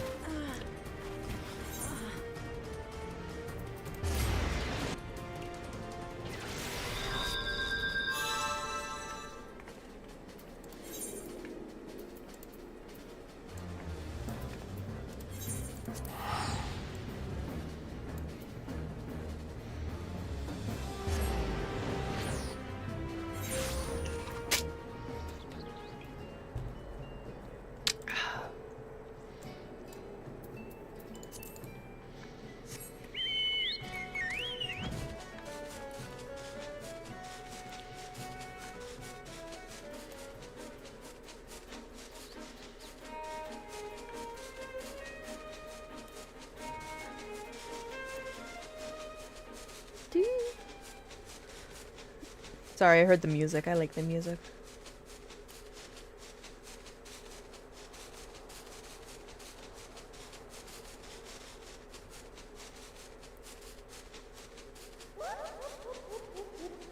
Oh, hydrate. Thank you, Lily Rose.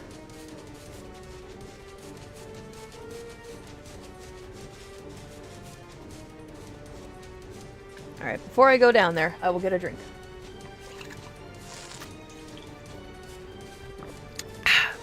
All the hydrates.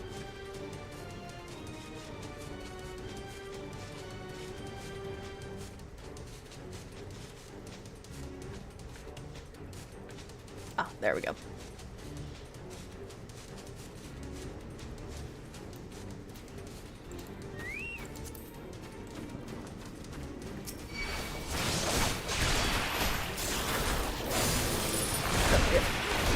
Button mashing! Ah.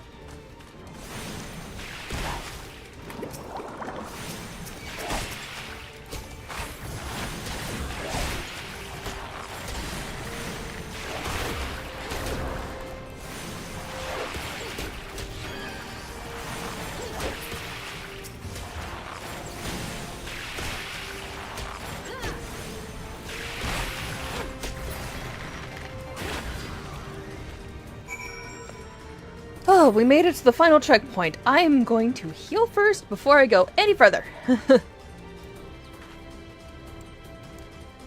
Quick drink of water.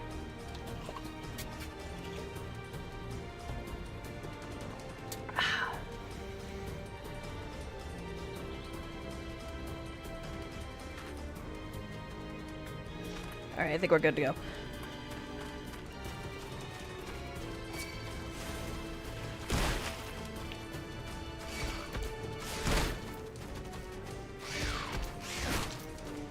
Yeesh, Tola! What happened to you?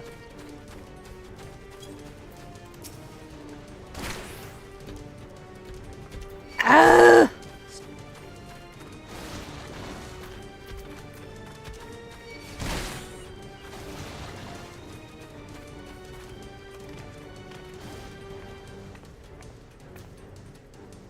Okay, good. They fucked off.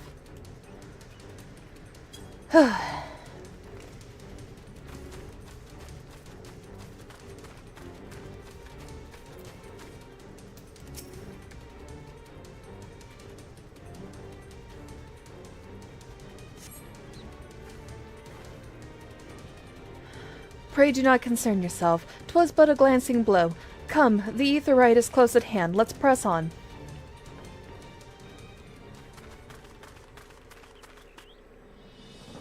Making your chocobo heal you. Oh.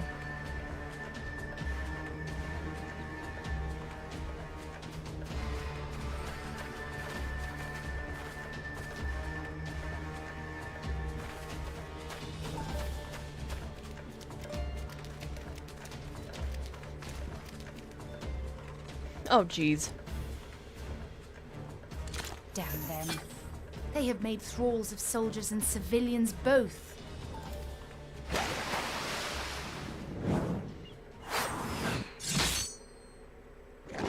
Thanks, Sancred. Did I miss much? No, thankfully not.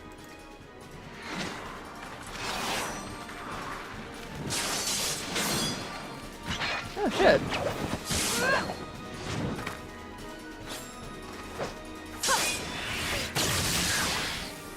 Oh shit! Nice!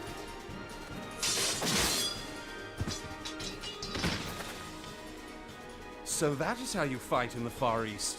Mental note, pick no quarrel with Domans. I'm pretty sure she's a rogue.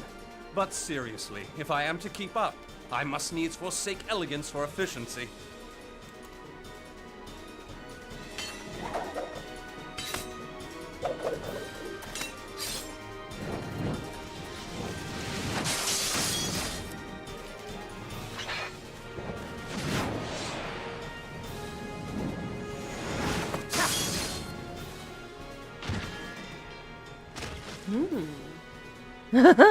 Someone might be turned on right now.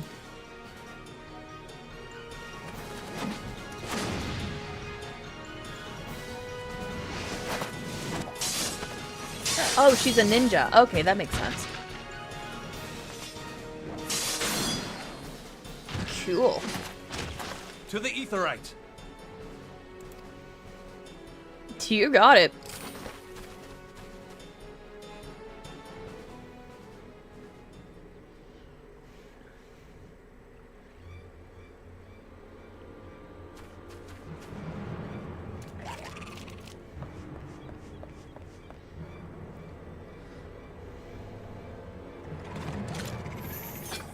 Well, shit.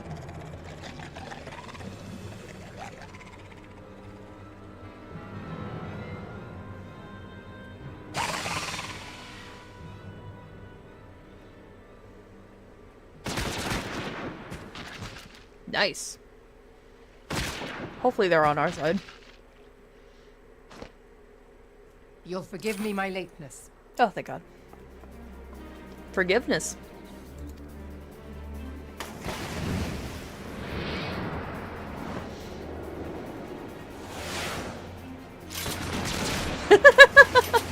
She has no fucks to give.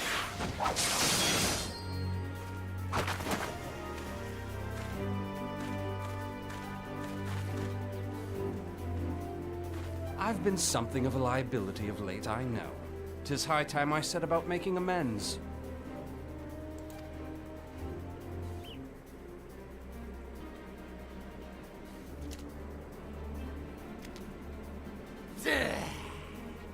Long have you shriveled swordwalkers tormented our kind.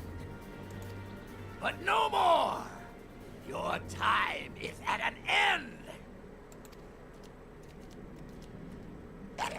You shall perish with salt in your wounds and sea in your lungs. Ah, shit. Lord of the world, hearken to our plea. Lord of the world, deliver us from our misery. Aw, shit. Here we go again. Do you feel that?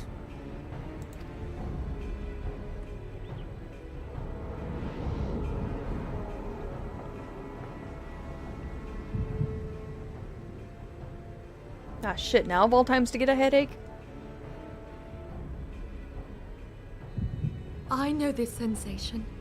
It's the echo. What?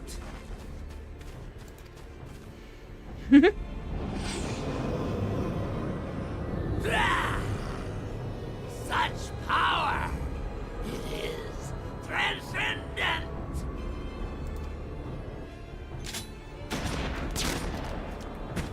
Nice.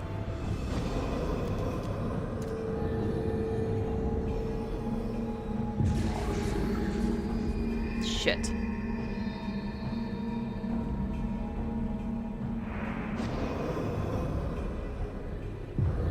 Looks almost offended.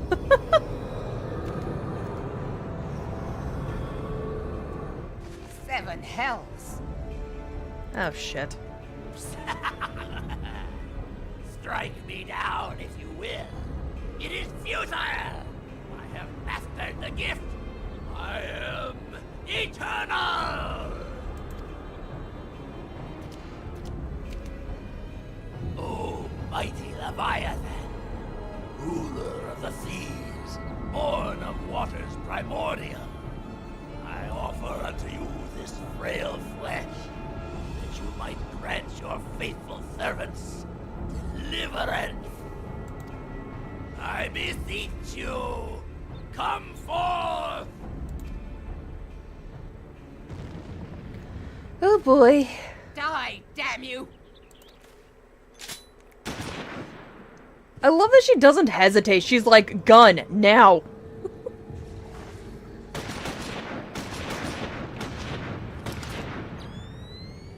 Foolish shorewalker! You cannot kill that which is eternal! I can try. Oh no. Oh shit.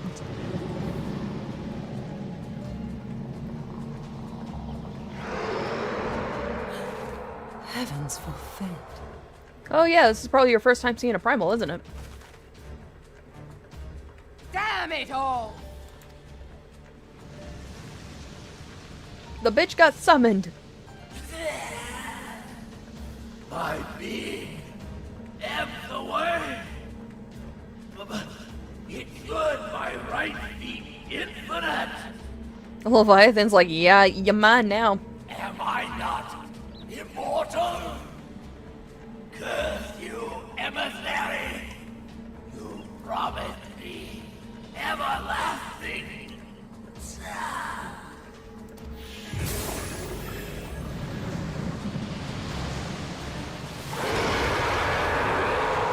Well, shit.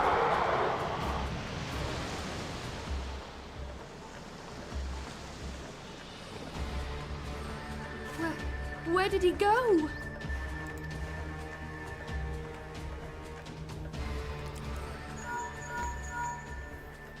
What say you? Nary a single ship? Hells take that sea demon. Gather the survivors and get to shore. Leave the wrecks for the pirates.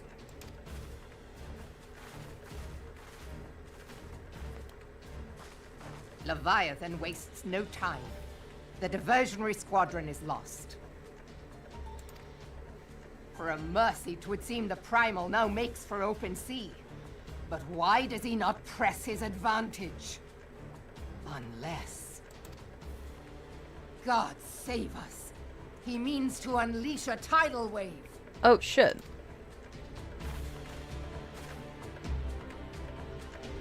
A tsunami.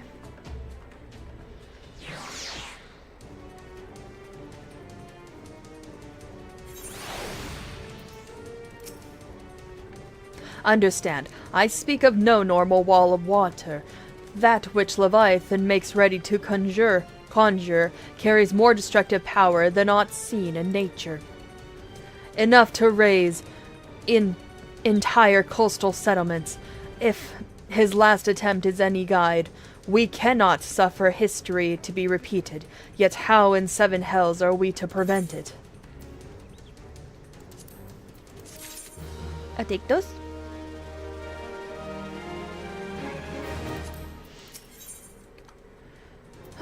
All right. Though our plight cries for action, we must take thought. So long as Leviathan remains in the open sea, he is effectively beyond our reach. Our fleet is second to none, of that you may be sure. But Vermillion herself would struggle to best the Lord of War in his element. In a straight fight, we would make meat of matchwood ourselves of us. We need another plan, that much is plain. Let us return to Limsa, and see if we cannot think of one. I shall await you in the command room.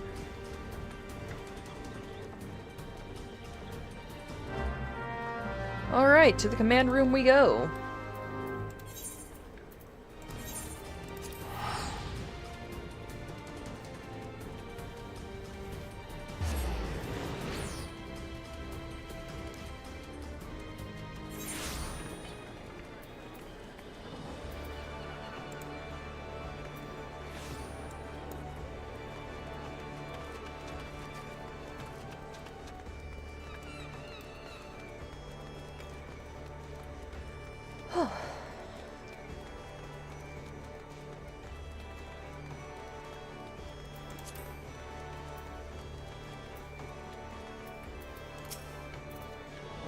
You are expected in the command room.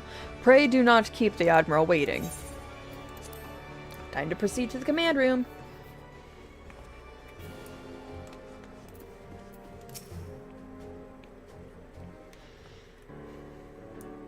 There used to be a hamlet beyond South Tidegate in western Lanosha. Halfstone, 'twas called. Some years prior to the Maelstrom's founding, Leviathan rose from the briny depths and set about unleashing watery hell upon us. On that occasion, the company of heroes put him down before he could do too much damage. But when the bastard came next, this time in the wake of the calamity, we were not so fortunate. Weary of ravaging our shoreline, he summoned a tidal wave which fair leveled Halfstone and washed the soil away for good measure. The area was subsequently occupied by the Sahagin. Aye. The thrice-damned creatures transformed it into a spawning ground for their brood. Given the quantity of crystals stolen to feed him and his legion of thralls, we can be fairly sure that Leviathan is stronger now than in his previous incarnations. If that sea demon is left to wreak havoc, what befell Hearthstone may well befall a larger settlement, even Limsa. That cannot happen. The Primal must be stopped. That was ever our objective, Admiral. But how are we to achieve it? The sea is Leviathan's uncontested domain. The ships of the 3rd Squadron could not close to within 100 yards of the Primal, nor could their cannons pierce his defenses. I have read the reports, Master Thancred. Our warships may as well have been bloody pleasure barges for all the good they did. 7 hells! Is there no way that we might strike back? The company of heroes defeated Leviathan, having first lured him into an inlet, but we must needs contend with him upon the open sea. It will avail us little to consult past experience.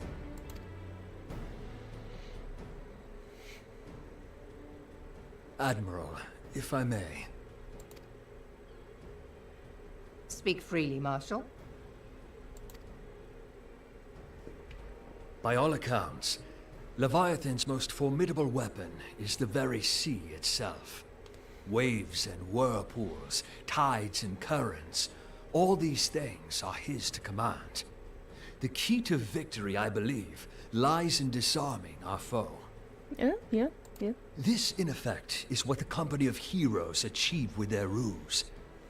We cannot lure Leviathan from the sea a second time. But what if we could weaken his hold upon the element of water? I have heard of devices capable of such wonders. They draw upon the power of corrupted crystals, I am told. If mounted upon a ship, such a device might be used to prevent Leviathan from bringing the full force of the sea to bear against us, rendering him no more dangerous than any other sea serpent. Of course! Sid built a similar device to grant the Enterprise safe passage through Garuda's Tempest, did he not? Oh yeah, good point. Begging your pardon, my lady, but to give credit where it's due, this is something I heard from an old arcanist friend of mine. It makes little difference who thought of it first, so long as it works. Beg the specifications of this device from your friend, and I shall pass them on to our people at Naldek and Vermillion. Oh boy, I smell a fetch quest. But before we proceed any further, I would voice one concern. Piercing Garuda's defenses is one thing. Suppressing Leviathan's attacks, quite another. In matters of science, I am as a babbling babe, but I cannot well imagine that such a feat would be possible without a veritable mountain of corrupted crystals. The question being, do we have a ship big enough to bear such a burden? Mayhap not, Admiral, but two might. Recall you the tale of Mistbeard's greatest haul? It is said that he lashed 2 ships together, side by side, the better to bear his plunder. By your leave, we might attempt to repeat the trick. The gods know it would be quicker than building a new vessel. Mistbeard did this. Truly, Marshal, upon the subject of the Pirate King, you are as a scholar. Now, from what I have gleaned of these matters, the device will need to be in close and constant proximity to the target. To wit, we must lash our twin vessel to Leviathan. This in itself will be no small feat. Ramming speed will be required, but given the weight of the cargo, that will only be attainable with the aid of a towing vessel. Yeah.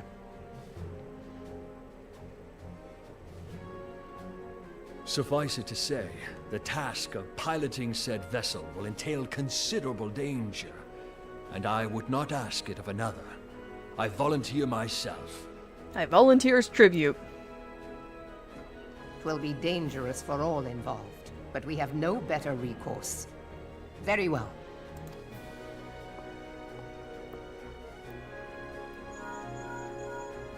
Commodore, assemble the remnants of the fleet at Morabee Bay. Give priority to our soundest vessels. The repairs can wait.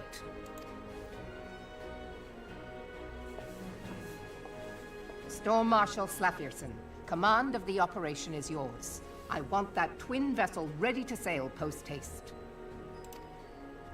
At once, Admiral. Alrighty. And then there is the small matter of slaying the beast. The fate of Limsa Lominsa rests upon your shoulders once again. Go well, warrior of light. What's up, Loki?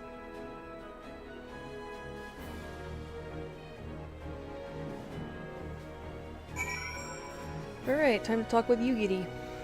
Hi, Loki. But first I gotta give Loki some attention. Hello, my baby boy. Hello, my baby boy. Do you want to say hi to everyone?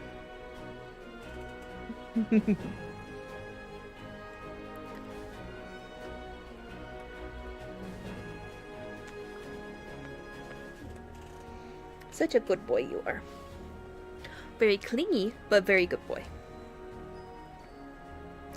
Alright, sweet child. I'm gonna sit you down. I love you. He did not like getting set down. What? What? Is your spot taken on the couch? Do you just want loves? Well, come on. Come here. Come here, my child. Sorry, Loki requires more attention. Give me just one moment with him. Hello, my baby boy. Mwah! A kiss on the forehead.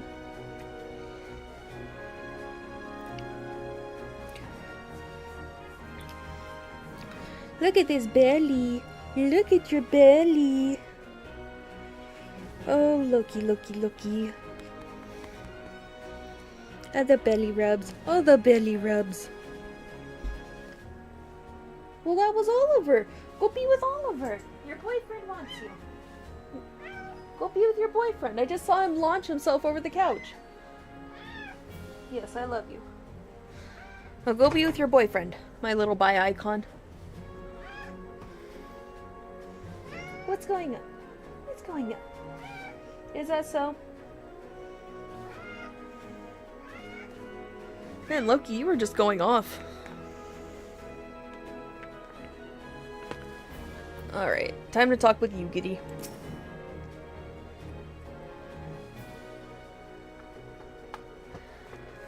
Beings held as gods also exist in what you call the Far East.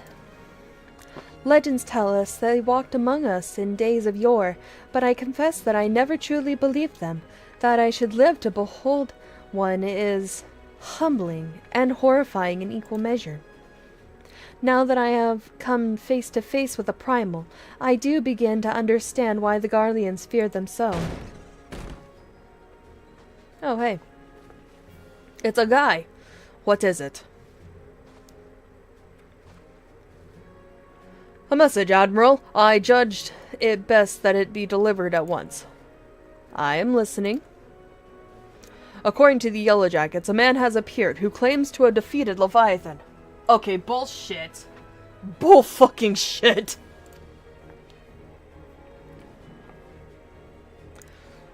One of the company heroes? The details are yet hazy, Admiral. We have dispatched one of our own to question the individual.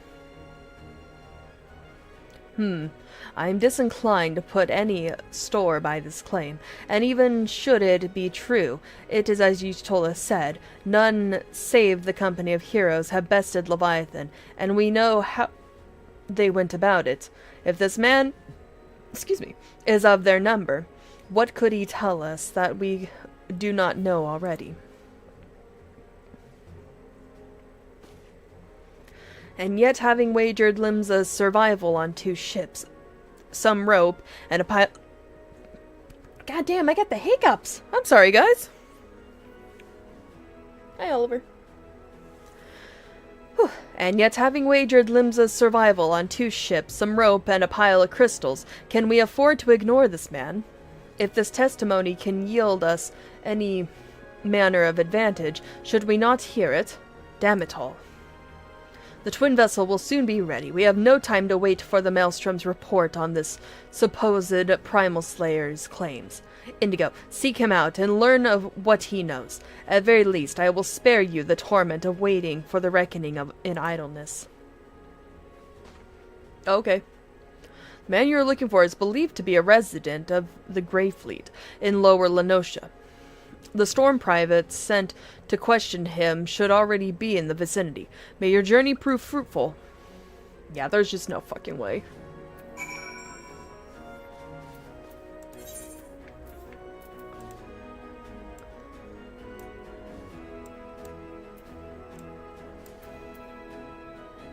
Ah, shit, I'm unattuned.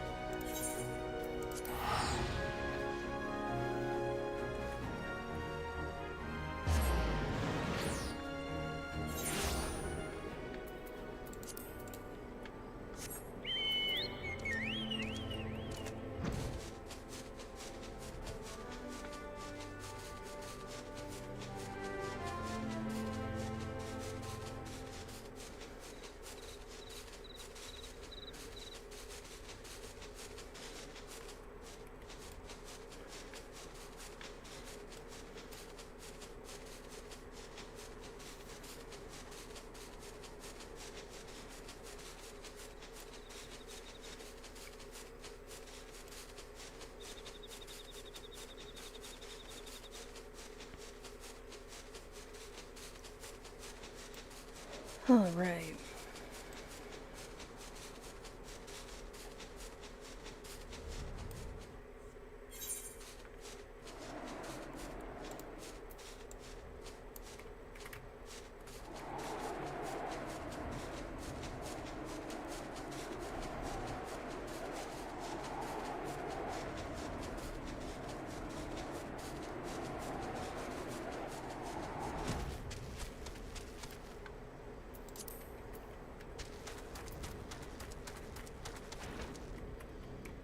Alright, we are at the Grey Fleet. Alright, I will be right back, though. Give me just one moment.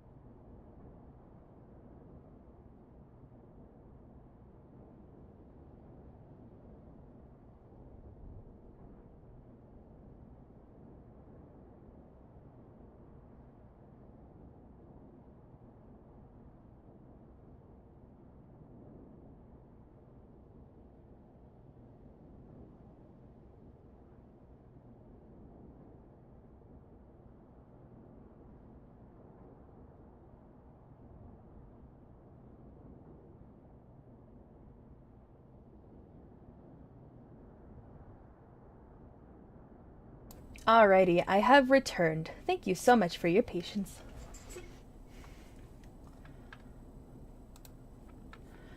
Alright.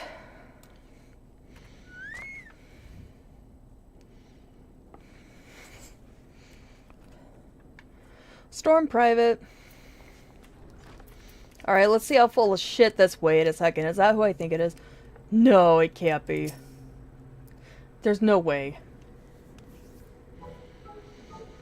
Now look here, you. Y'all have your bloody story right after you carry those sacks of grain over to the bed. It is him! Oh my god, it is him! But sir, that's what you said before you had me pick those oranges for you, and before I mucked out the chocobo stables, and before I rolled that millstone over to the mill, and also before...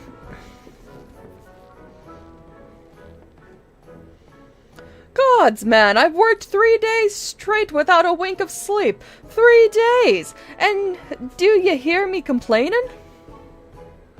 But I suppose some of us just ain't made for rougher stuff.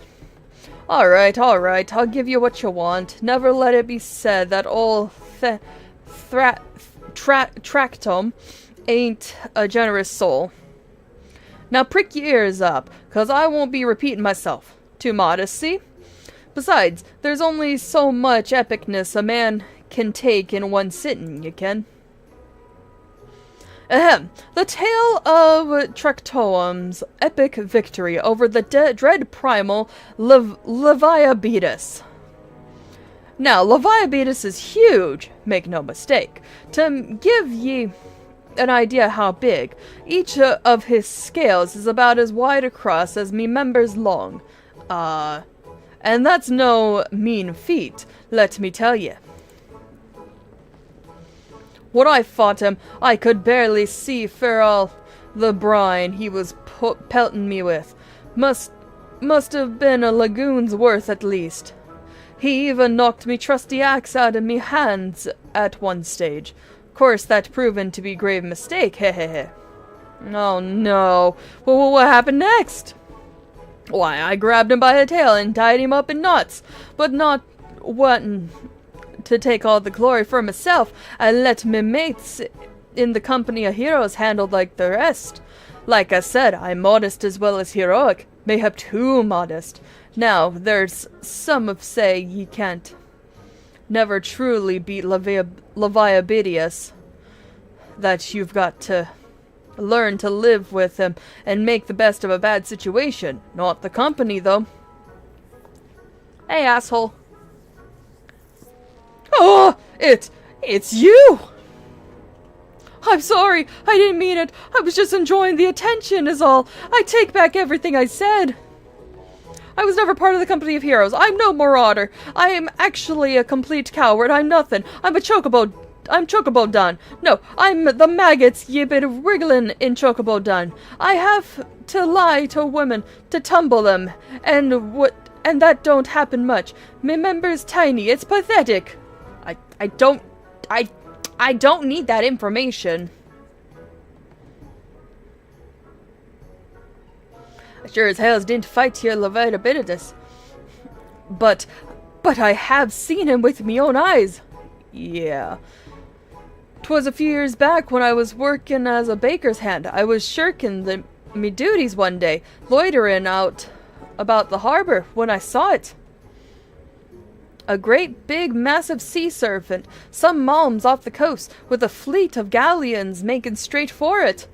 Cannons firing. I was so bloody scared I soiled myself right there.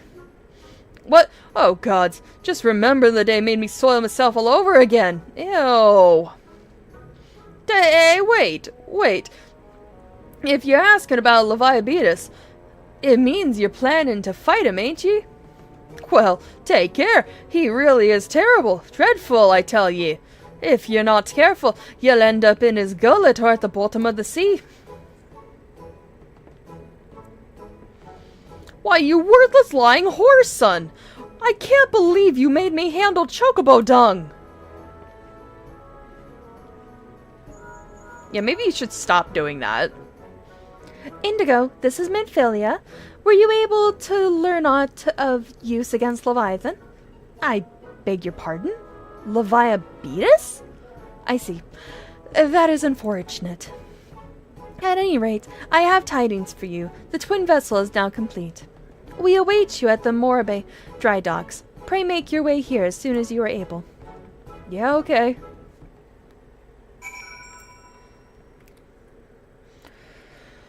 Oh, gods.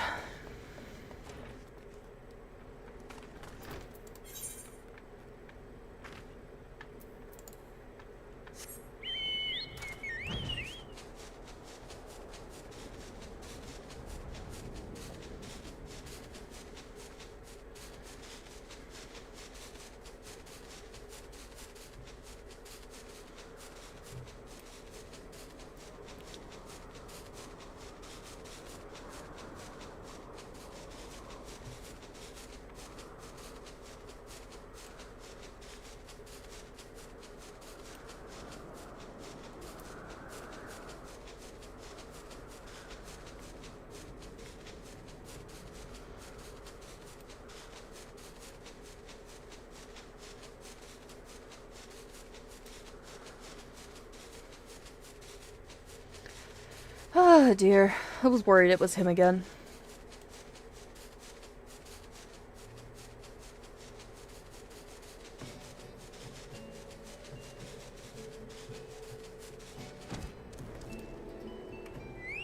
I'm gonna tune to this real quick.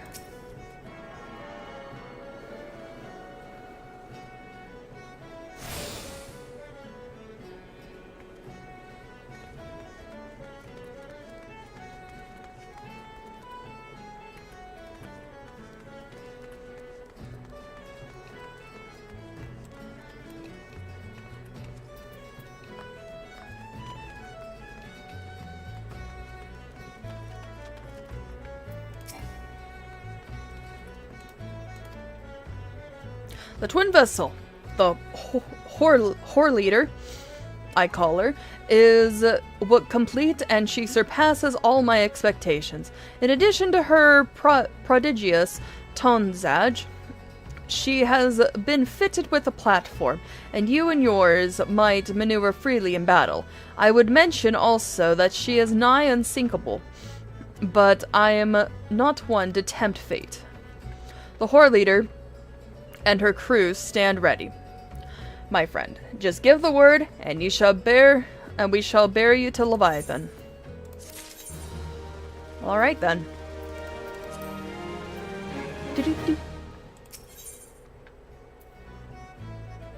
Alrighty.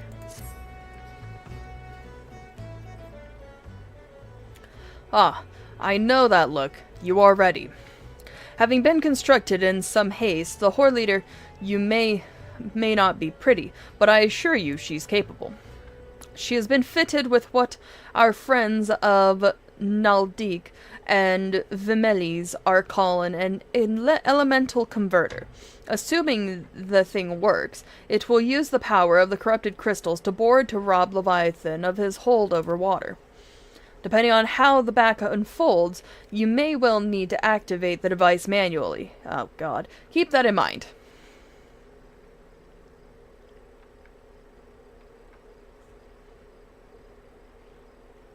It is expected that the Sahagin and their thralls will attempt to come to Leviathan's defense. Accordingly, the Maelstrom will once again employ diversions. Then, Y'shtola, I would have you assist this effort.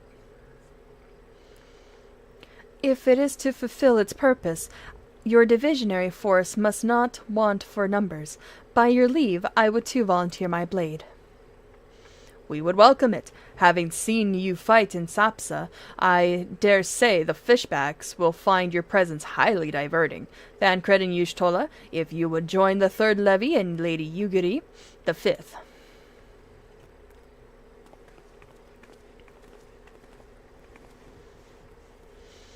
But what words have I for the woman who has made a sport of slaying gods? Only these, go warily, for the sea is an unforgiving place to wage war. May the navigator guide you through the storm, warrior of light. I would echo the Admiral's sentiments and add a few words of my own. But that Know that we all have the utmost faith in you, Indigo. May the crystal bless and keep you.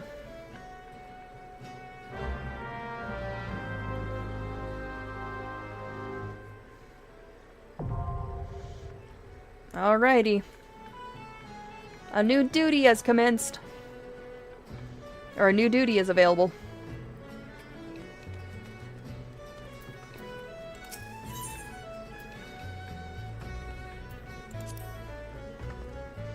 The Whole Leader.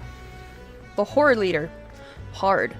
The Sahagin Reviled Beast tribe, native of the Indigo Deep, has succeeded in summoning forth their voracious god, the Primal Leviathan. Should the mighty serpent be allowed to unleash a tidal wave, the entire city of Lominza will be swept into the sea. Faced with watery oblivion, the leaders of the Maelstrom have conceived a desperate plan.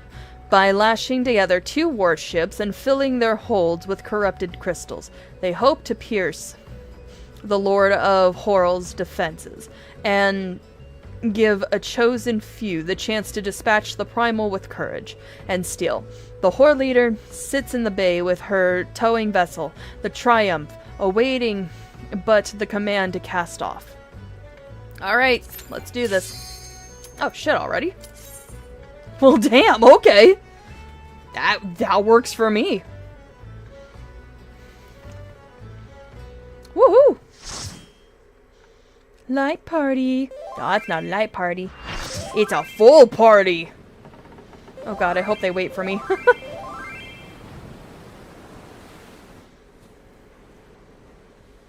Please be waiting.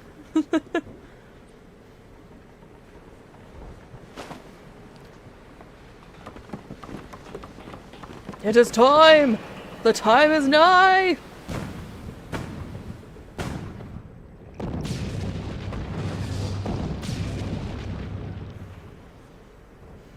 I'm here, bitch.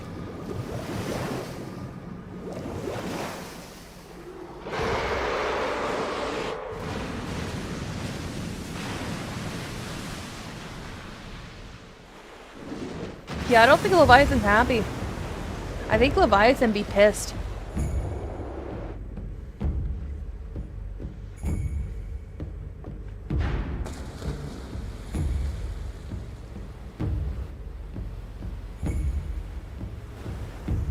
Come at me, bitch. Best of luck to you. Thank ya. Gods know I'll fucking need it.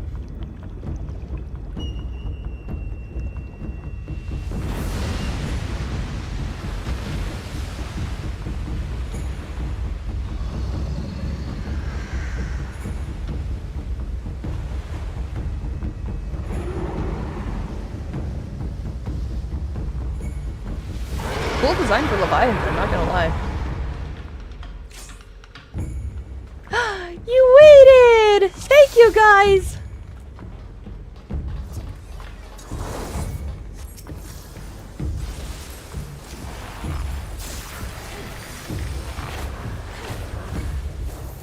Alright, the time has come. Oh, shit. Okay, we're gonna zoom out a bit.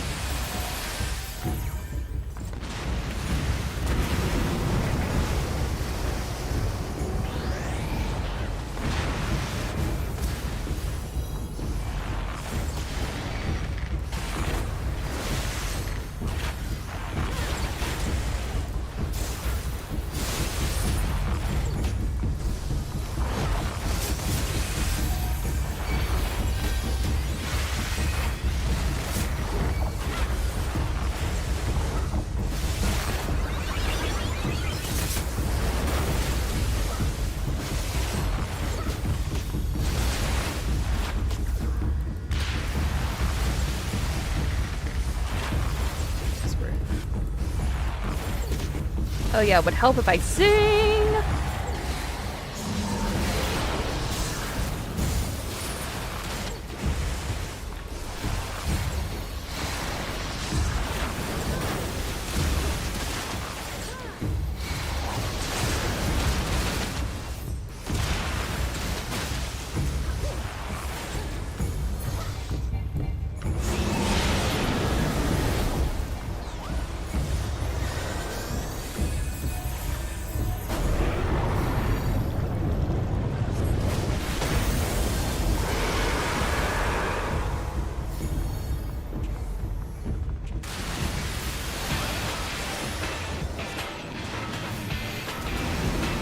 Aw shit, the music is starting.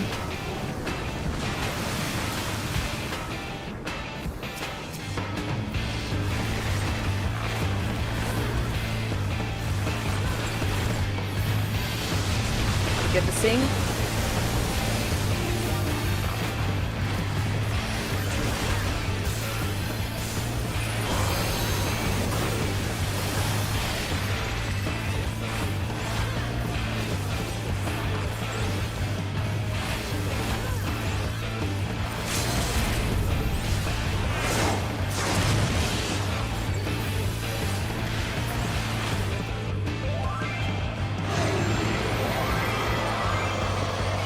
We did it!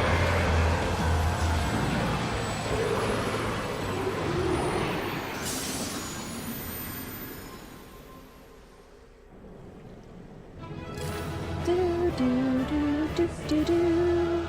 All the GG.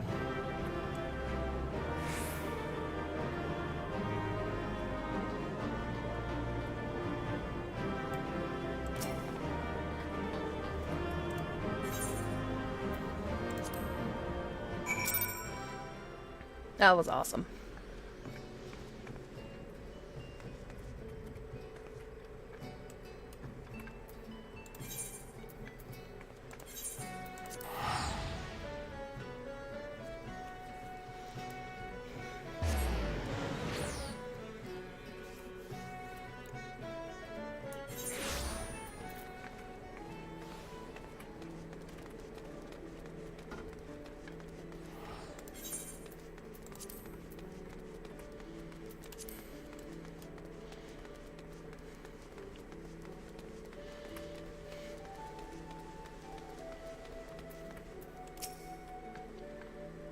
Knowing the urgency of your business, I thought it best to refrain from making conversation during your past few visits, but today I will permit myself a few words. Ahem.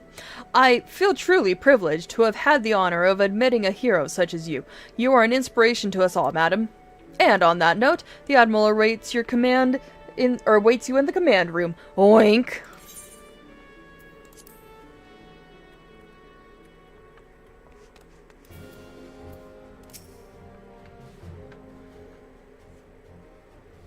We Lominsons are sworn to strive, till sea swallows all. And swallow all it would have, had Leviathan prevailed. That we still strive now, we owe in no small part to you.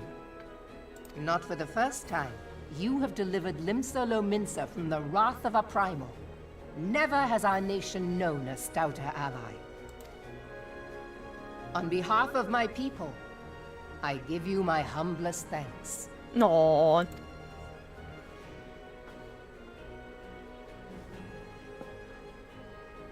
'Tis meet that I give thanks to old Mistbeard, too, for his fine solution. Whatever else he may have been, 'tis clear he was a resourceful soul. Would that I had a man like him in my service.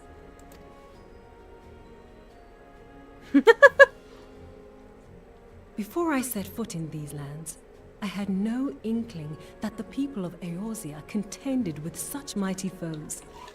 Suffice it to say, their existence came as something of a shock, as did the idea that they could be defeated. This experience has served to remind me of the vastness of the world, and the boundless potential of man. Though I am but a refugee in this realm, I would fain be of use to you in your fight. Know that I am tutored in one of the foremost combat arts of the Far East. It may seem outlandish to the Eorzean eye, but should any of your people care to learn, I would be pleased to initiate them. And I will see to it that they are grateful. I have no doubt that your knowledge and skills will serve us well. Besides, your art is not so outlandish as you think. Would you not agree, Mr. Thancred? Excuse me. Naught escapes your searching eye, Admiral. Few are privy to this information, but Limsa Lominsa is home to a certain secret fraternity. Its members are trained in a form of combat not unlike your own. By my judgment, It should not be beyond such individuals to adapt to the techniques I witnessed you employing with such admirable deftness. I am heartened to hear this. I too noted a kinship between your style and mine own, though it seemed to me that you fought differently in the beginning. I suppose I did. What can I say? I'm a man of many talents. Though you may labor to believe it, Thancred was once something of a scoundrel who fraternized with the criminal class in these parts. Yestola! You jest, of course.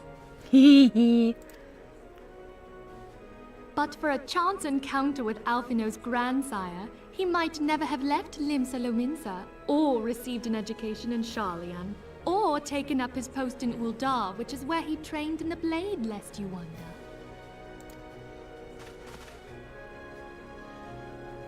Minfilia, please! Yes, we're giving you shit. It would seem there is more to you than meets the eye, Master Thancred. Why am I shipping it, though? Lady Yugiri, I am told that you and yours came to Eorzea seeking permanent resettlement, and that many domins have since been engaged as frontier hands at Revenant's Toll. Moderna is many things, but a place of refuge it is not. Know that I would like nothing better than to furnish your people with a new home here on Lominsan soil. Alas, racked by instability as we are, our nation is in no fit state to take you in. Yet I'll not have it said that we turned a blind eye to your suffering. Until such time as we can do more, I pledge to send provisions. Oh, well, there you go. We are in your debt, Admiral. I realize that it scarce qualifies as repayment, but if it please you, I shall set about sharing my martial knowledge with your people at once.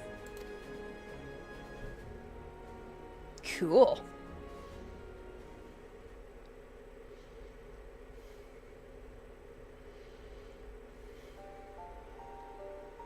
You wished a word in private. Oh boy.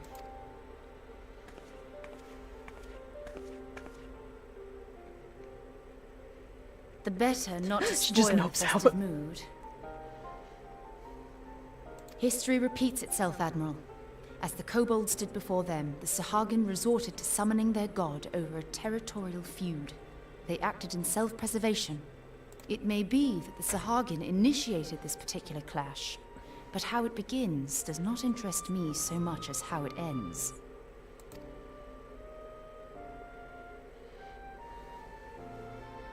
I have not forgotten our conversation, Y'shtola.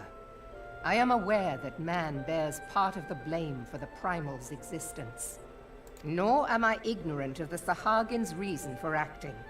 They sought to secure a place to breed and multiply that their kind might survive. Self-preservation, as you say.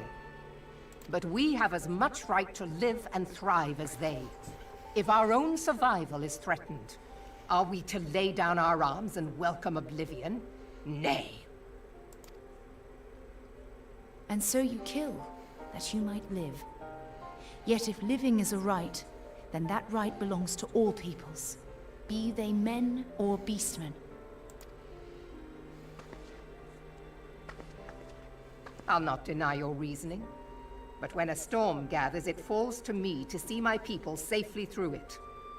That is my duty, and I shall do it. Yeah, okay, yeah. I'm not arguing.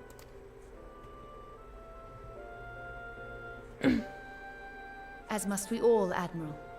Stay the course then, but know that it will lead to no good end.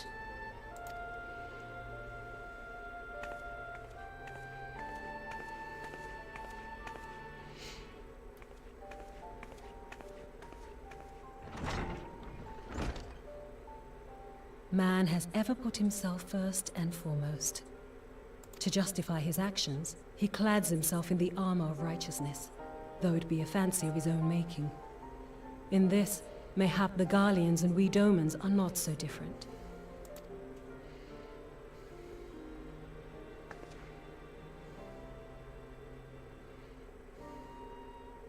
Eorzea has become as a raging sea.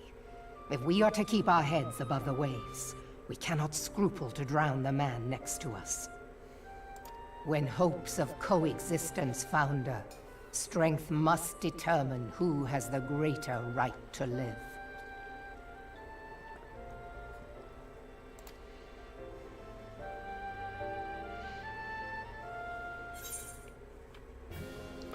Well, alrighty then.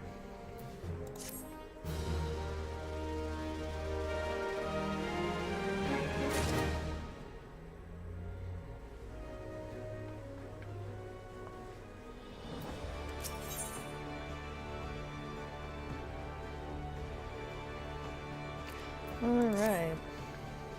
The Admiral has informed me of the arrangement. I have in my keeping a letter of introduction for Lady Yugiri. To the south stands a gate leading to a pier for small fishing vessels. Look for an inconspicuous Huron man there, and present the letter to him. He serves as gatekeeper, of course. Now, before you go, I am obliged to remind you that the members of the fraternity to which you would be introduced abide in the shadows of Lominsan society. They value their independence more highly than pirates, and are united by a bond stronger than mithril. To wit, they are invariably wary of new faces. Though it be penned by the Admiral herself, mere words on parchment will get you only so far in their confidence. You must work for every ounce of trust they place in you. But here is the letter. Go to the aforementioned place and show it to the aforementioned man. Oh, and good luck.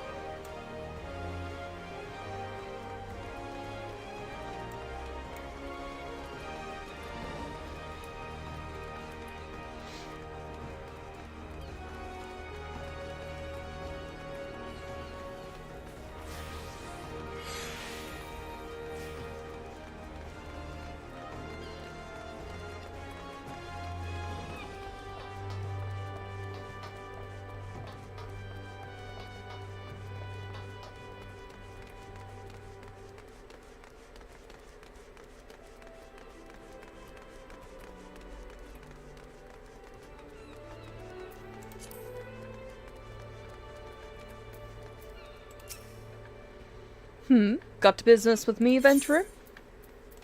Yes, I do.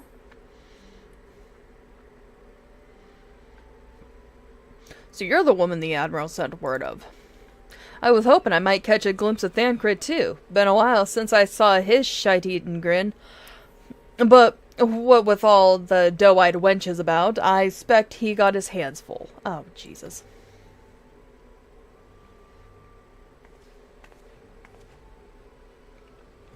Ah, and you must be the Far Easterner that Mirwib says wants to train with us. Welcome to Limsa, m'lady. I'm Yugiri of Doma.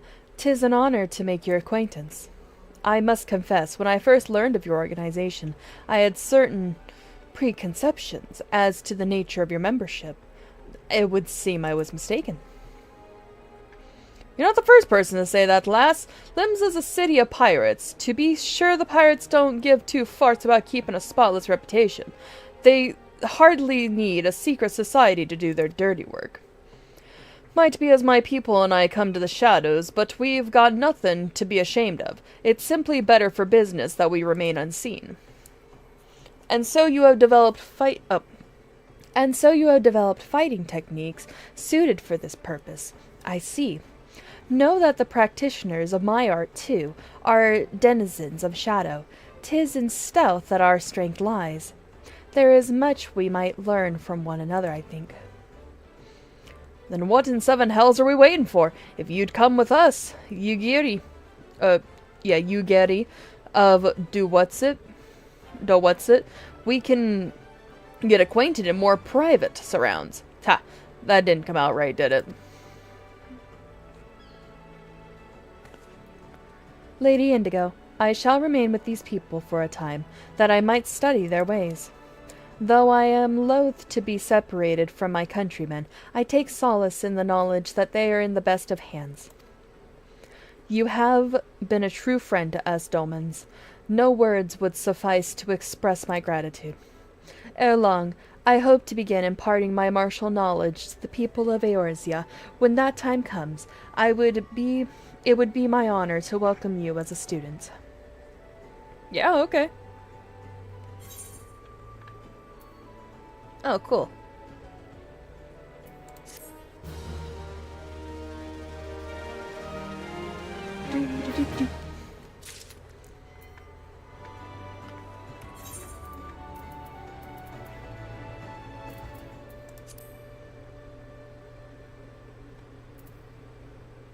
Puff of darkness, standing near. Oh, it's a minion. Cool.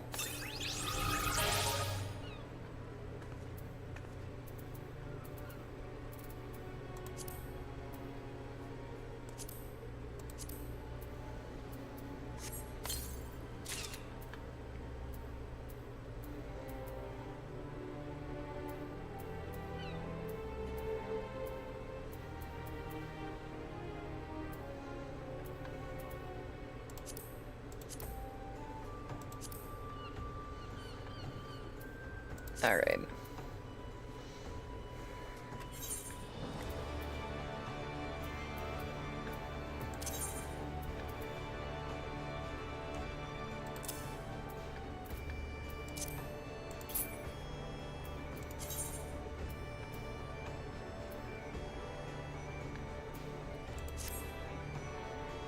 Oh shit.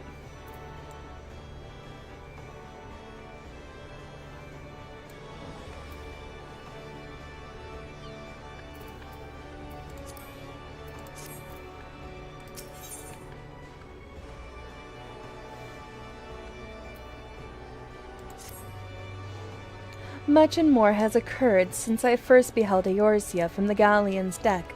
Suffice it to say, I did not envisage being invited to play a part in your noble struggle.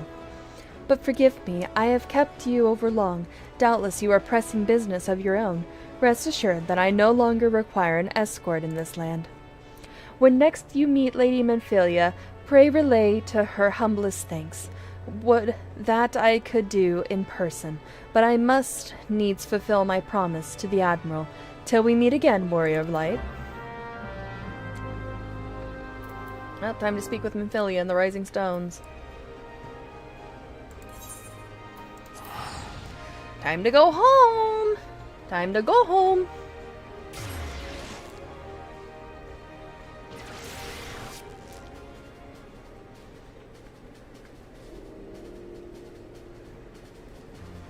I'm gonna go check something real quick. Give me just one moment.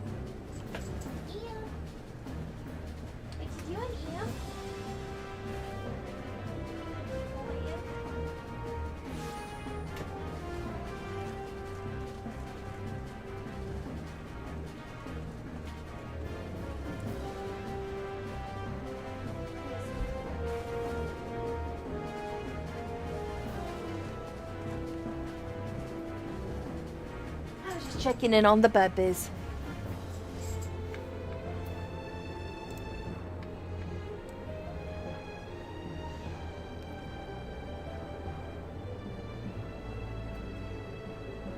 All right, let's see.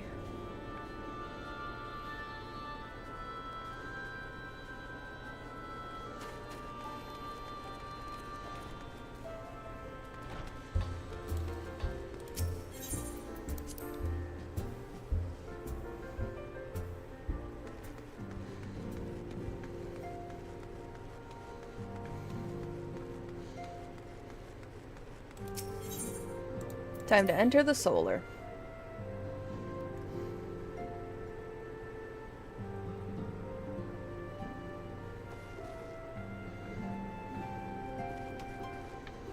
I just noticed something.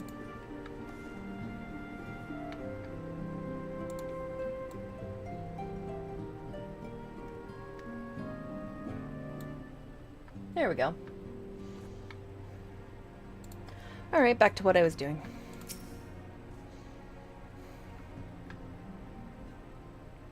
I have been reflecting upon the events which took place during our visit to Vilbrand. If you have a moment, I would share my conclusions with you. Please, bear with me. Yeah, okay. When the Sahagin Elder summoned Leviathan, he employed the power we have come to know as the Echo. Though I cannot well explain the how of it, it would seem he became immortal in so doing. Huh, interesting. When the Admiral subsequently slew him, his spirit emerged from his lifeless flesh, a consciousness shorn of physical form. Thus transfigured, he took up residence in the body of his minion with the ease of a man donning a favorite glove. Long have I known that the Echo allows one to pass through the walls of a man's soul, but never did I imagine that it could free us from our own flesh, nor less that our souls could then occupy the next corporeal vessel to take our fancy. It was of this that Elidibus spoke, an existence which knows neither cessation nor oblivion. Huh. And yet, though the Sahagin had mastered his gift and thereby become immortal, he was by no means invulnerable. As we both bore witness, he was ultimately absorbed into Leviathan. And the import of this observation? If the Ascians' mode of existence is indeed the same, it can be inferred that they too are not invulnerable, that they can be destroyed. There exists a legend which tells of souls who are reborn upon the cusp of each umbral calamity, that they might stay the encroaching darkness. To most, it is but a fairy tale. Yet recent events have given me cause to wonder. Could the legend in fact refer to the Echo? Much and more yet remains unknown, but I am confident that all will become clear in time. For the present, however, what matters is that the key to defeating the Ascians may at last be within sight. With Urianger's aid, it is my hope that I shall fathom this matter ere long.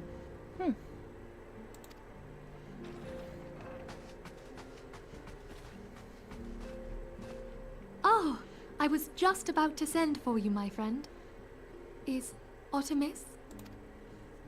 Grave tidings from the Sharlayan motherland, my lady. It doth concern our distant allies, the students of Baldessian. Oh no. What of them? My lady, the Isle of Val, which for many years hath been the Order's home, is no more. Oh. No more? Whatever do you mean? I relate only that which hath been conveyed unto me by our agents. An etheric wave of the highest magnitude was recorded in the region. Soon thereafter, 'twas observed that the isle had ceased to be. 'Tis postulated that a magic was evoked, like in power to Ultima. 12 preserve.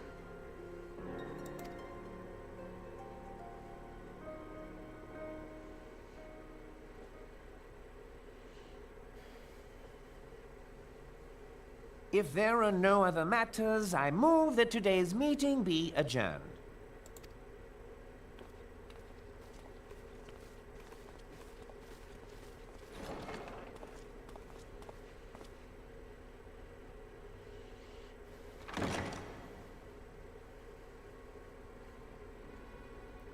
What you doing there?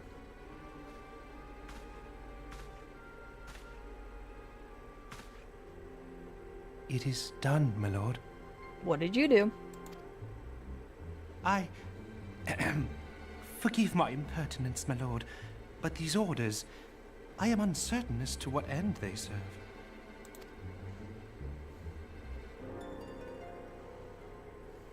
Revolution. Huh.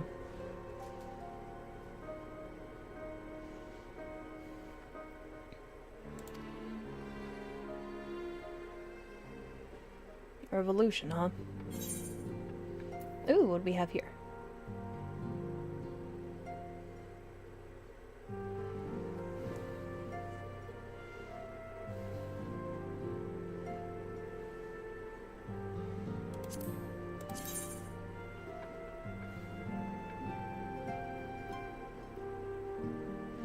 15, 18, 16, 13, 20, 15, 20, 21. Ooh, yeah, definitely gonna go for that.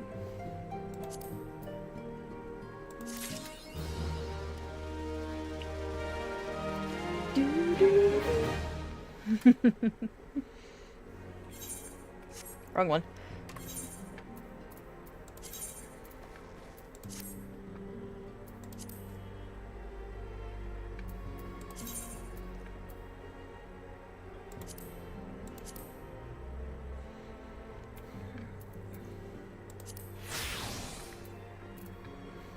I'm gonna use a glamour plate.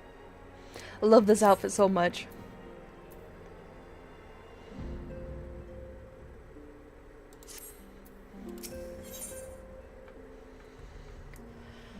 All right.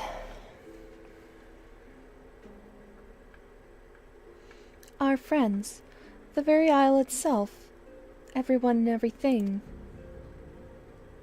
No, it avails us not to speculate. Urianger will send word if there are any developments. Until such time as he does, we must remain firmly focused on which is within our power to change. With that in mind, I would speak on a different matter, one closer to home. It concerns etheric fluctuations which we had previously attributed to good King Mughal the 12th. That the king is no more than a blessing for which you have to thank. Yet all is not well within the Twelveswood. Our latest readings reveal an ongoing etheric disturbance of considerable magnitude. They may even suggest the presence of a primal. God damn it, those little shits summon him again? Needless to say, the mere possibility warrants immediate investigation, and I would have you... Celia? I do not wish to interrupt, but we have a problem. What manner of problem? A band of refugees, hailing from Ul'dah this time, are come to Revenant's Toll seeking asylum. It would seem they expect us to afford them the same treatment we gave the Domans. At present they are in the seventh heaven, awaiting a formal response. I see. Mayhap this was to be expected. I shall meet with them at once. Celia, you know full well we haven't the resources to accommodate many more people. Consider what will happen if you do this. Word will spread, and more will follow. Your opinion is duly noted, but I will hear their suit. Indigo, I should be grateful for your presence at this meeting. Yeah, okay.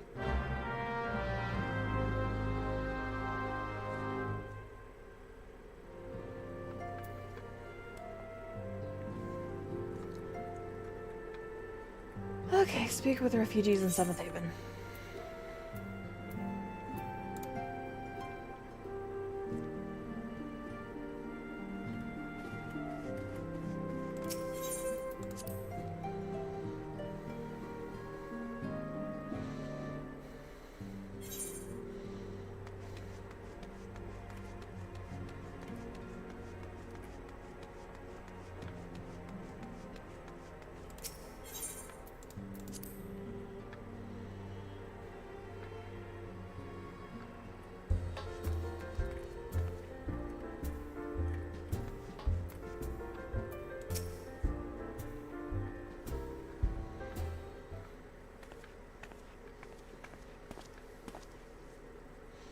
I apologize for keeping you waiting. My name is Minfilia, and I lead the Scions of the Seventh Dawn.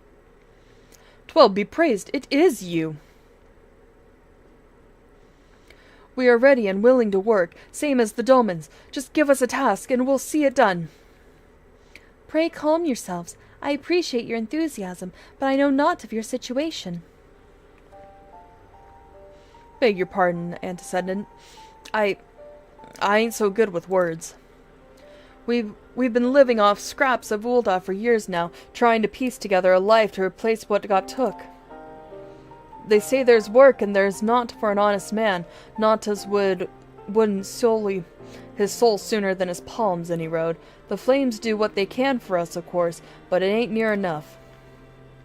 And it's only getting worse. When the calamity brought us to our knees, those rich bastards in the city didn't help us. Didn't help us up. They climbed on our backs. I don't pretend to be clever, but even I can see what's coming. I knew we had to run, and the only question was where.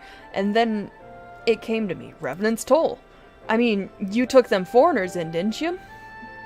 So you'll surely do the same for us. Oh shit. I fear the situation is rather more complicated.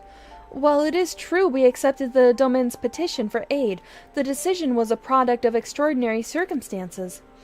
I sympathize deeply with your plight, but pray understand that it is not possible for an organization of our means to aid all who have been affected by the calamity.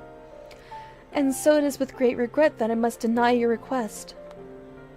But we've got nowhere else to go. You're turning your back on us? If I might have a word. Tataru? Is aught amiss? Ill tidings from Ul'dah, my lady.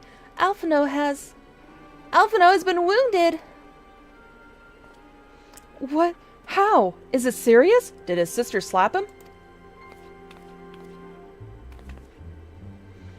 I cannot say for certain, but I fear it might be. According to the flames, the refugees started a riot. Then they went wild, apparently, lashing out at any and everyone. That can't be right. Why would they? They must have been provoked. The demonstration was meant to be peaceful.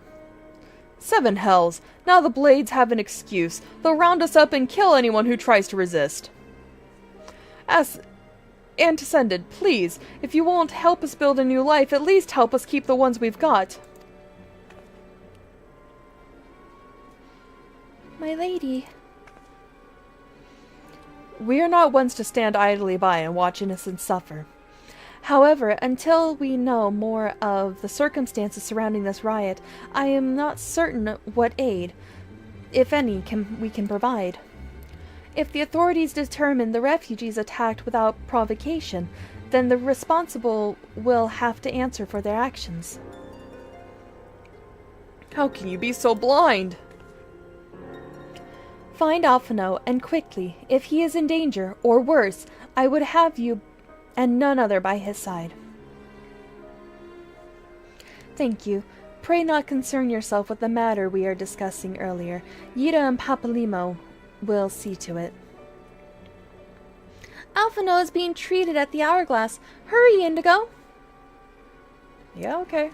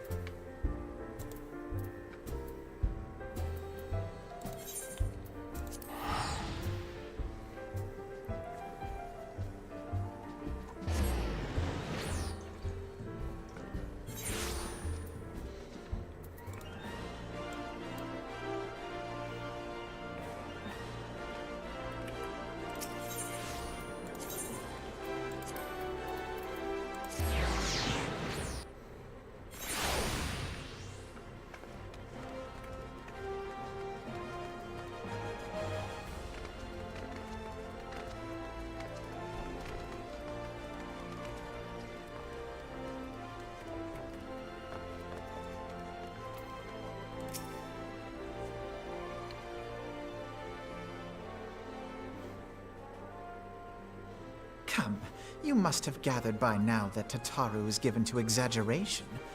As you can see, I am quite well. That little shit. Ul'dah, on the other hand, is not. This riot was anything but an isolated incident. There is a restlessness in the air. Tensions long simmering are at last threatening to boil over.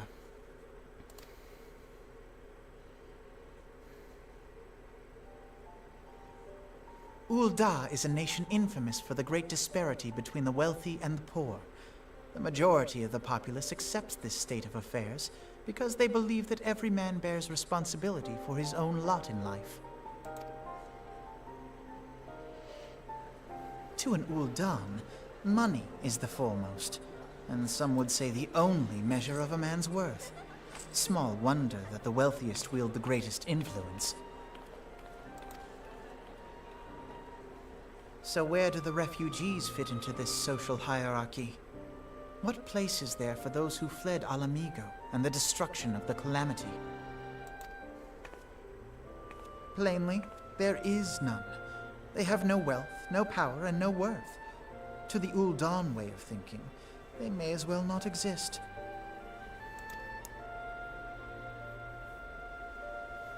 Choosing to ignore their existence, however, is patently not an option. General Rauban and the Sultana understand this, which is why they ordered the Immortal Flames to provide the refugees aid and succor. Yet none would dispute that the expenses incurred by this policy grow by the day, with no end in sight.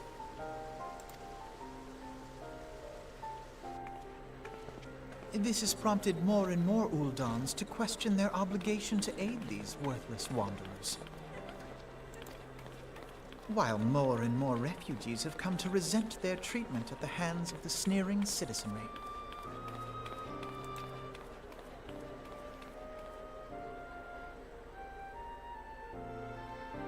The manner of Lord Lolorito's refusal to grant the Domans asylum bespoke a disdain for all refugees, an attitude shared by the rest of the monetarists. And you may be sure they make no effort to conceal their opinions. It was only a matter of time before the refugees united in protest. Nor is it any surprise that some among them would ultimately resort to violence.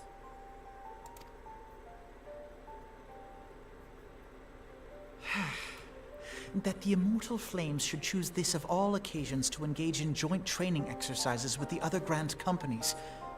By the time they return, the situation may well have deteriorated beyond mending.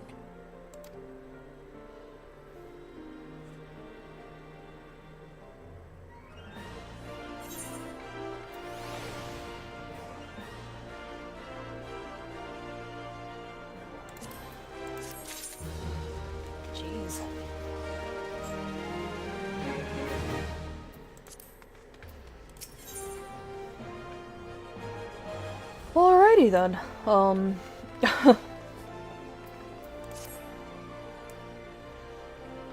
As I told you before, it was but inevitable that an incident of this kind would eventually occur given the rising tensions within the Sultanate.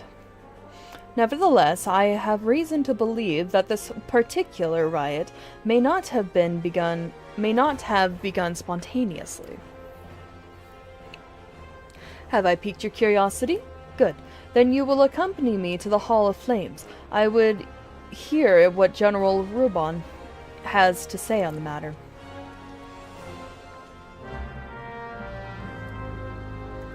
To the Hall of Flames!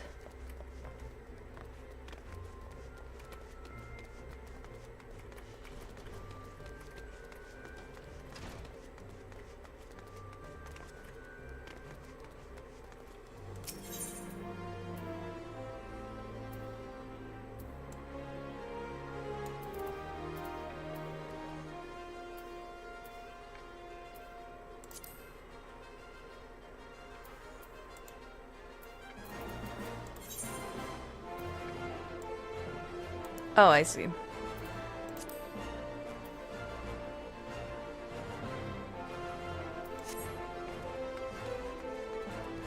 Fuck it, I could take it either, right?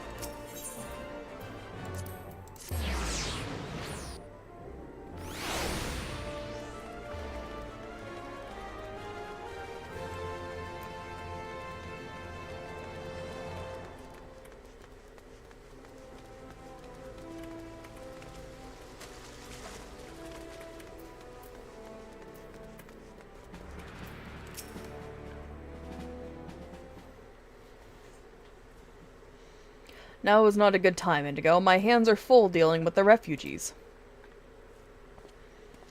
Precisely the matter we wish to discuss, General. Alphino, back on your feet already?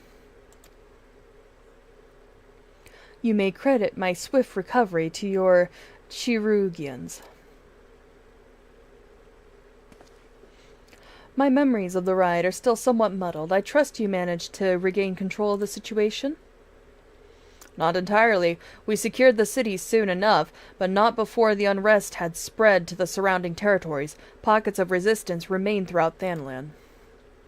We have sent what forces we can spare to root out the last of the belligerents, but progress is slow. They are damnably elusive. I can well imagine. Given the majority of refugees live outside the walls, it stands to reason that they would know the lay of the land. What I do not understand is how they came to be so well prepared. Before my little accident, I observed that several of the refugees were armed, and not with butcher knives or pitchforks, but with martial weaponry. I need hardly add that such equipment is costly. None can deny that tensions between the Ul'dan citizenry and the refugee population has increased since the domans were turned away. But would that motivate a starving man to purchase arms in lieu of food? I think not.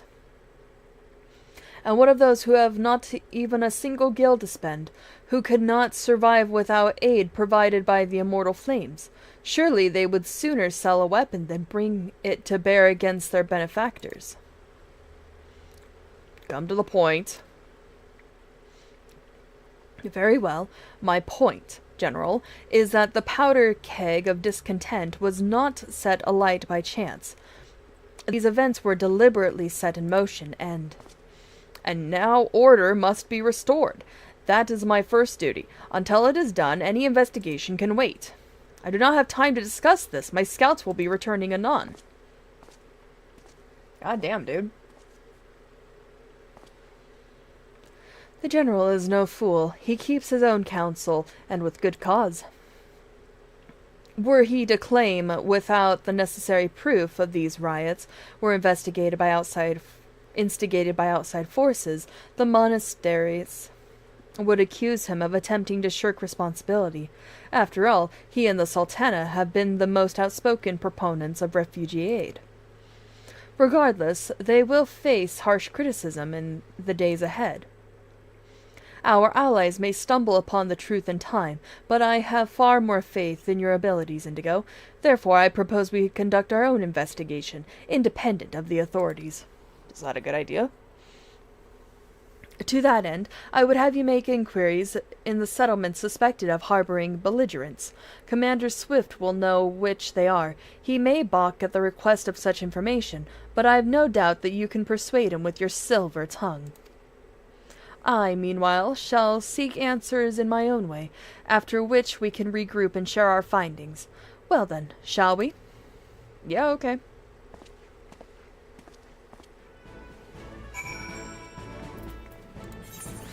Time to speak with Swift.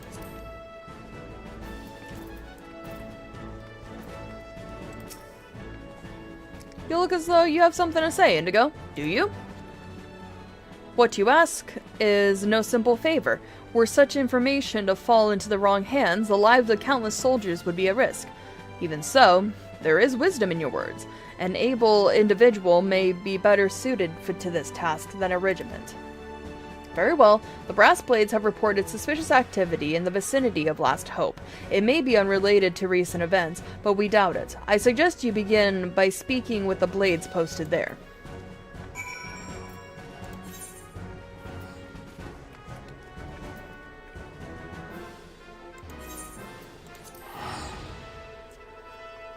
Alrighty then.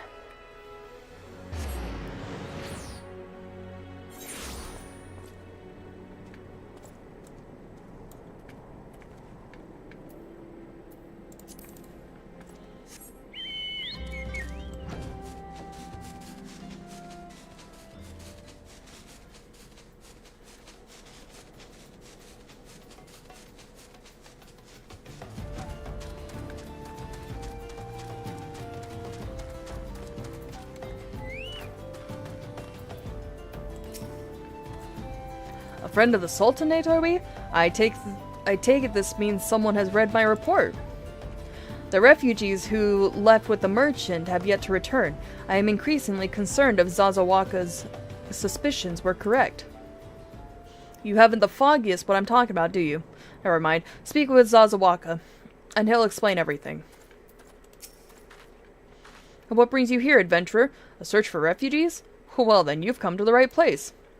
Ah, you mean those refugees. Oh, no.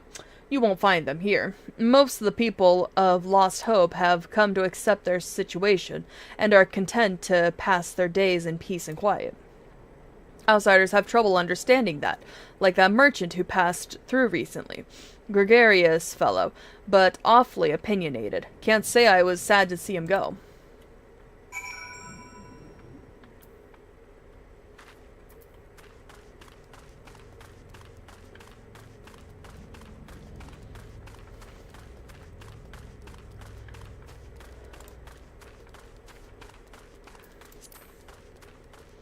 Zazawaka.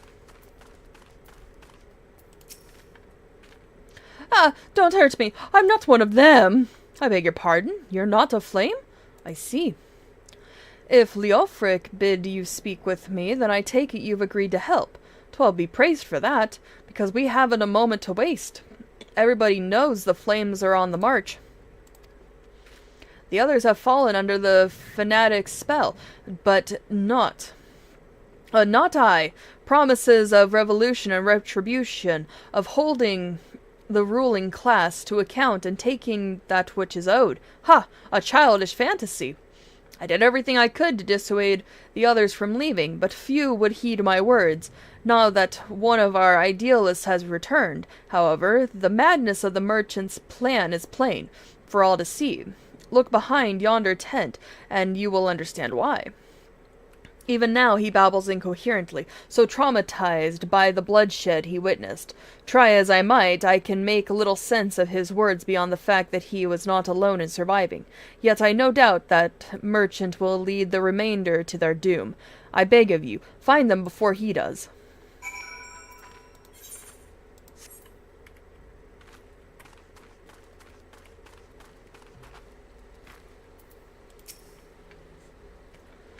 What are you doing? Don't draw! Don't draw! Don't draw! Don't draw! Don't draw! Damn. Why don't you run away with me? Why, we could have escaped together. Then you'd be here, with me. Be here to soothe me. Why did you have to stay and leave me alone?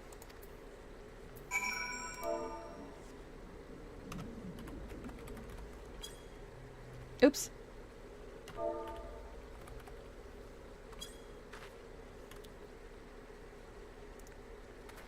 Who are you? What do you want? Aye, it's true. I followed the merchant, and may the gods strike me down for my folly. What they will not give, you must take, he said. And we asked how. He revealed a cache of weapons, and he had brought and implored us to seize control of our fates. I thought about running then and there, but the others were so excited. He split us into two groups, sent us off on our own. But when the flames found us, we didn't know what to do. Our leader tried to parley with theirs, but when they started arguing and then fighting, and then everyone was fighting, and the flames were shouting to give no quarter, and... oh gods, the other group. They're still out there. If we don't stop them, they'll be massacred like mine was. Damn.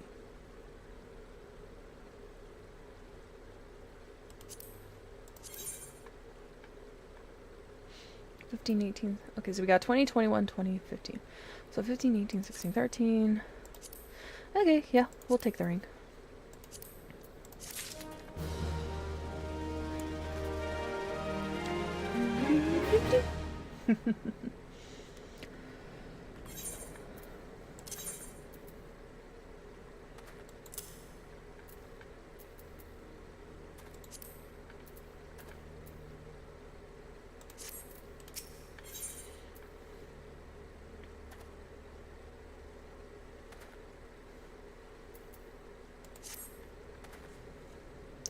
The other refugees are hiding in the caves south of Lost Hope, but to approach them would be fruitless. They would sooner call us agents of the Sultanate and try to kill us than listen to reason. Why, the twins might even deign to do the deed themselves. A pox on all bloody sellswords. Cell's words. They were supposed to train us to fight, but the one he sent with us vanished during the struggle. Oh, if only we had never listened to that merchant's ridiculous claims. He said our cause was righteous, that the gods would never suffer us to be defeated. Though if they were forced to confront reality, that's it! Challenge the twins to combat and show my brethren that their strongest warriors are no match for one woman. Mayhap they will agree to lay down their arms and renounce this plot. Interesting.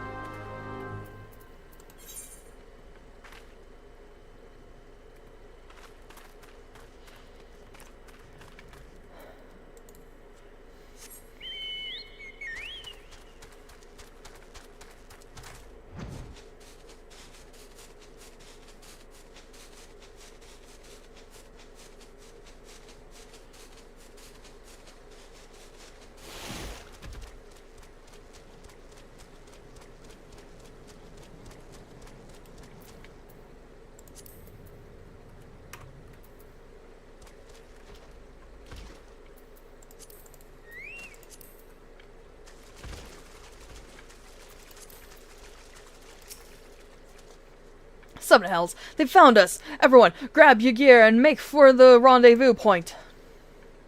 So that's your game, is it? Ha ha ha! Sorry to disappoint you, lass, but we're more than willing to kill you ourselves.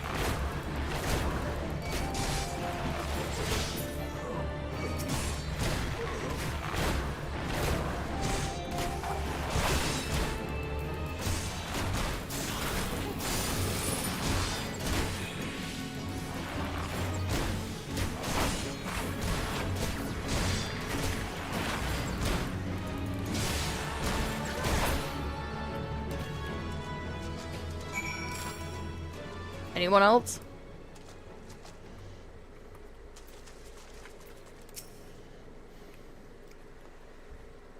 You beat him like it was nothing. Fall Almighty, what are we gonna do now?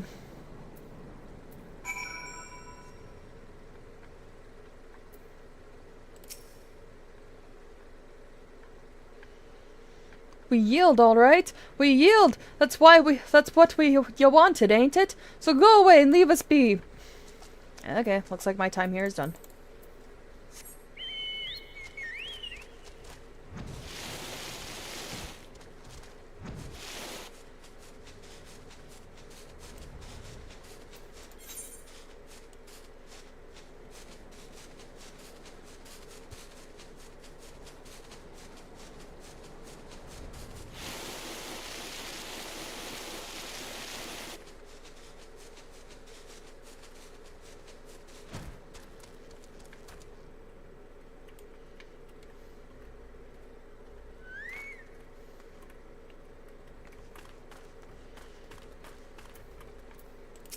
Well, I beat them all senseless.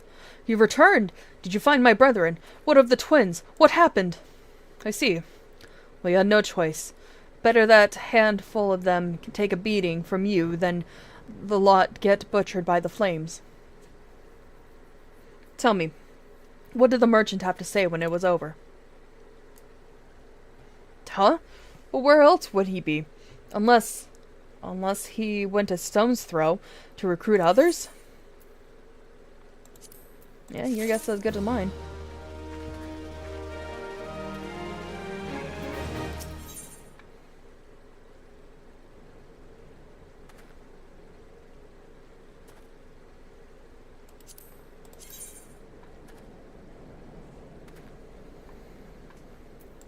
Cool. The merchant wished to approach the refugees in stone's throw, but was waiting until flames withdrew their forces from the vicinity. Now that they have, there is nothing to stop him from continuing his work. How many more must perish in pursuit of this futile cause? How much more suffering must we endure before it ends? Find him. Convince him to cease his mad quest. It will surely lead us to ruin.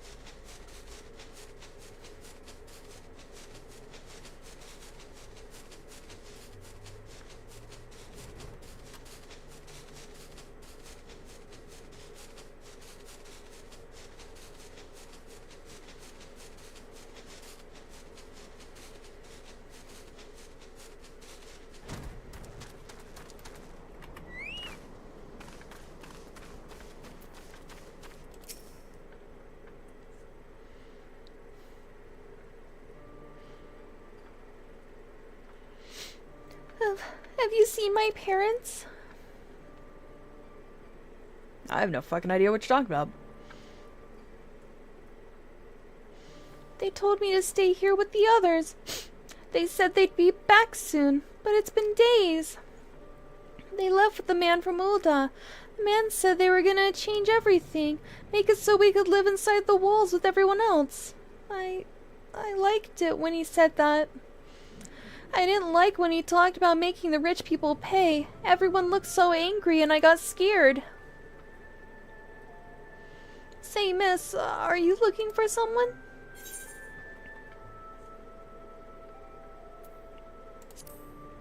I'm looking for a merchant. You mean the man who left with my parents? I don't know where he... Oh boy. Wait, look over there! I think that's him! Well now, which of these gullible fools shall be my next victim?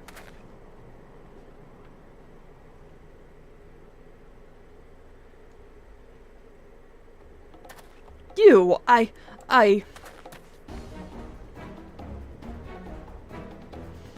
getting away! Go get him, miss! Yeah, okay, sure.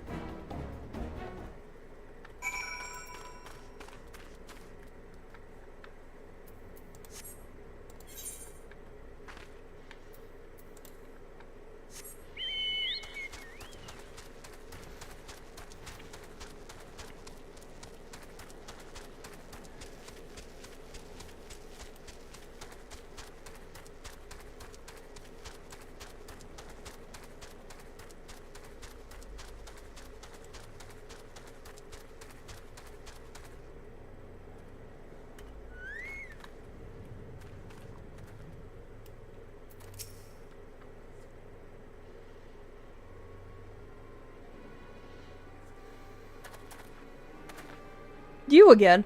Why are you pursuing me? Because I can, bitch. Sedition? Treason? Revolution? That's preposterous. Who has filled your head with these lies? Refugees? The self-same refugees who terrorize the streets of Ul'dah? Ha! You have no evidence to prove your accusations. None. Yeah, okay. No, I will not accompany you to the Hall of Flames. You have no right to detain me.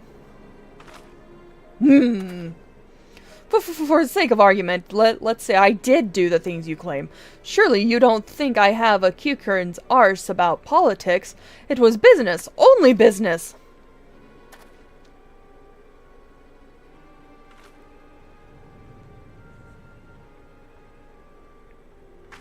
Eee. Oh. Oh boy. We both know I'm not the one you want. However, if you agree to protect me, I swear I shall tell you everything. Why do I feel like he's about to get shot? Called it! He got shot! Beach. I smell beach in the air. What's all this commotion? I know I have a bow, but it's not what you think. 7 hells! Tell the others to spread out and search the area. The killer may still be close.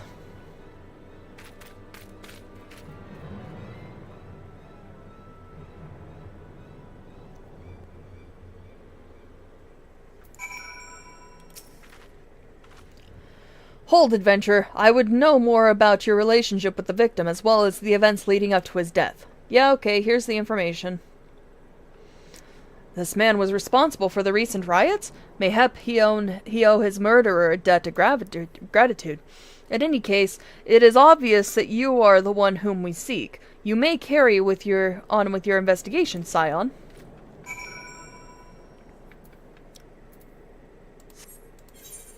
Alright, time to report to Swift.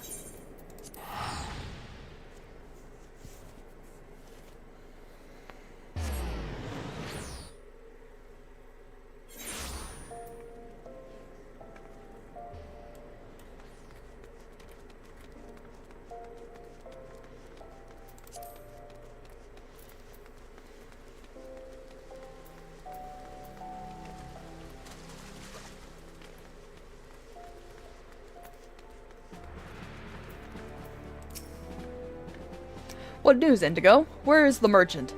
Dead. Murdered? Damn it all to the 7th hell. He was not simply murdered, Indigo. He was silenced. Too many knew his face, and he was ready to divulge his secrets. Do not despair, though. We may be closer to identifying the true orchestrator of these riots than you realize.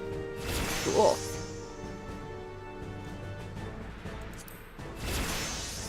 Yeah, that's the one I want.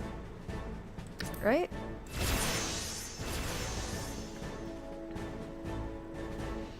Yeah, okay. Just making sure.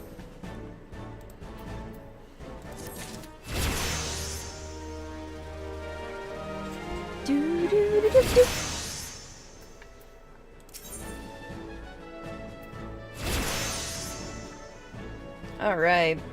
Swift has a message for you from General Ruabon. The Flame General left word that you were to proceed to the Fragrant Chamber as soon as you returned.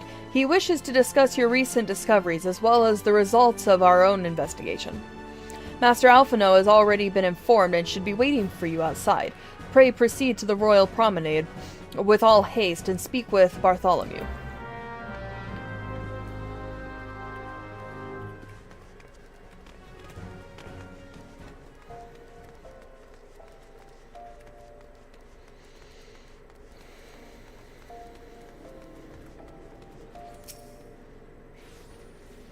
What? No, I want to use the aetheryte.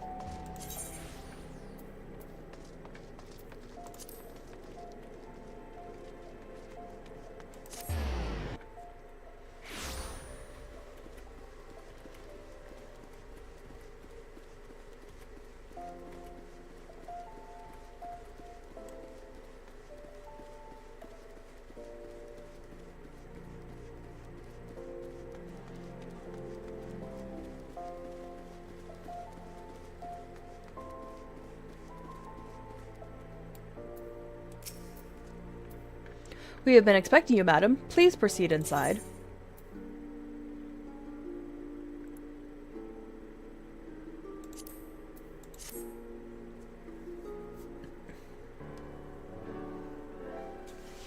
Commander Swift has kept us apprised of your recent activities.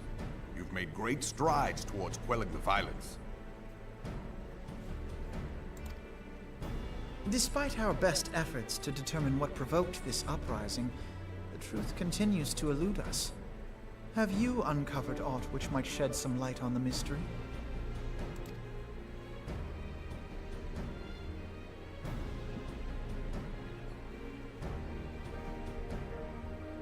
This information does not leave this room.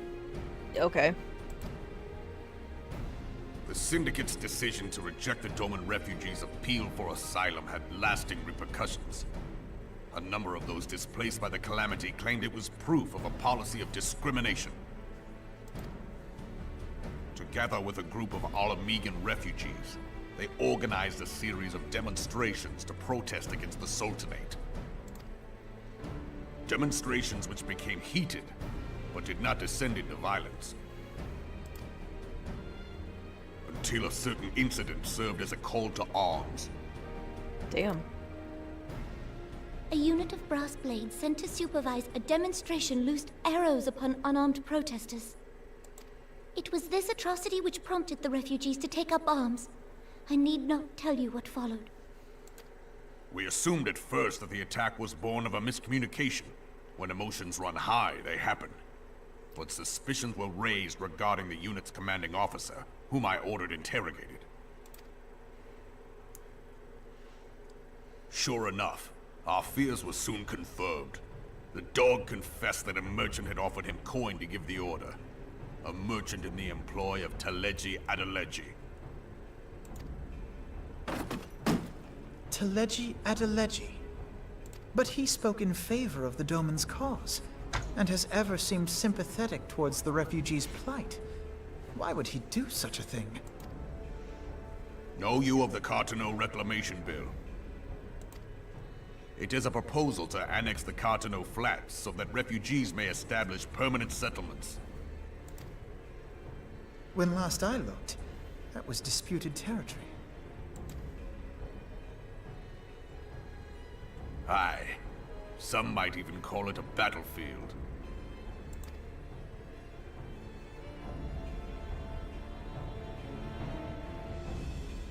The destruction wrought by Bahamut was greatest at the Cartano Flats.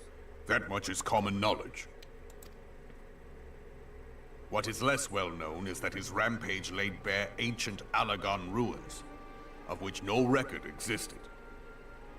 There are certain differences of opinion as to how these ruins should be handled, which is why each nation maintains a military presence in the region to this day. Yet differ though we may, we are still allies. Therefore, in the interest of preserving the Eorzean alliance, we have reached an agreement. Any conflict which may arise during the course of military exercises in the region shall have no bearing on relations between our nations. In full knowledge of this delicate state of affairs, Teleji Adeleji proposed the Cartano Reclamation Bill. A shameless bloody ruse which stands to benefit him in but one conceivable way. If successful, he will gain control over the disputed territory under the guise of assisting in the resettlement effort. And you can be sure he'll build an orphanage next to every Alagon ruin.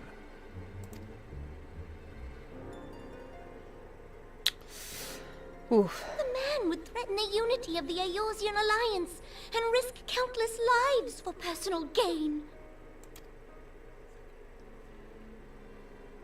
He walks a path all his own, independent of any faction and beholden to none of his fellows on the Syndicate. By inciting the less fortunate to violence, he hopes to convince others that the Cartano Reclamation Bill is the only viable solution. His sympathy for the plight of the Domans was not but posturing to gain credibility with the refugees. Of that there can be no doubt.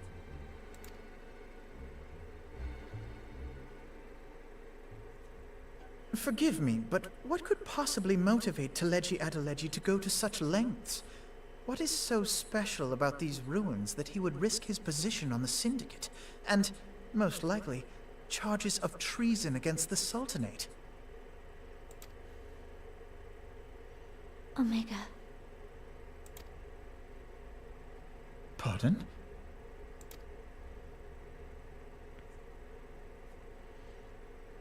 An Oligon monstrosity, not unlike the Ultima weapon. Mayhap larger, we know not. It has yet to be fully excavated. Oh god. Oligon inscriptions indicate that it was created to fell Bahamut himself. If accurate, it might explain why Nail Van Darnus chose to bring the Red Moon down upon the Cotonou Flats. Given the ends he went to ensure Eorzea's annihilation, destroying the one weapon which could stay the Elder Primal may well have seemed like good sense. When first I bore witness to the power of the Ultima weapon, I doubted the evidence of my senses. And now you tell me there is another such weapon. One which could contend with Bahamut. Bahamut? Bahamut? Aye, we were skeptical ourselves. Truth be told, until the Ultima weapon's existence came to light, we thought the inscription had been mistranslated. At present, Omega is more akin to a fossil than a tool of war, having long since ceased to function. As such, its true potential cannot accurately be gauged.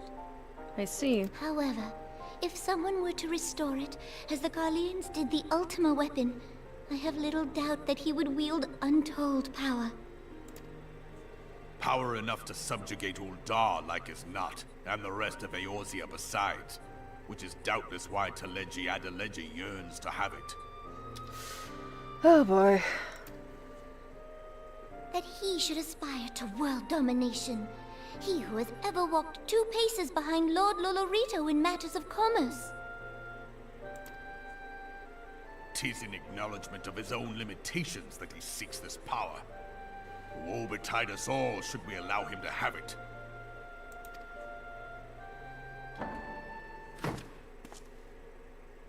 Pray waste no time chasing rats.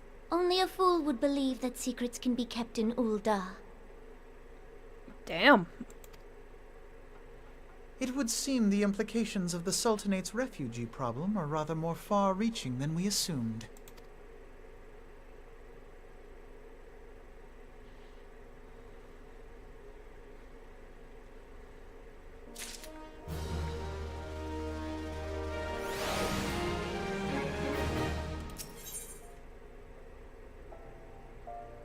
Oh, wristlet.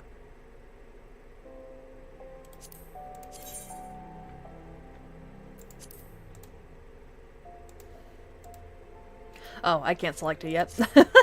Silly me. Whoopsies!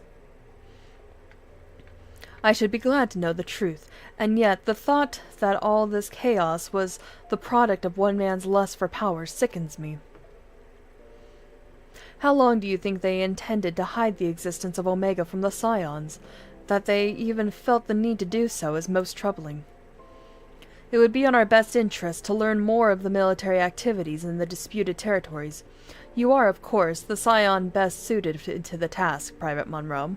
Do take a moment to visit the Adder's Nest and make inquiries at the earliest available opportunity. Yeah, okay. Begone, whelp! This is no place for children! Jesus Christ, dude. I'm sorry!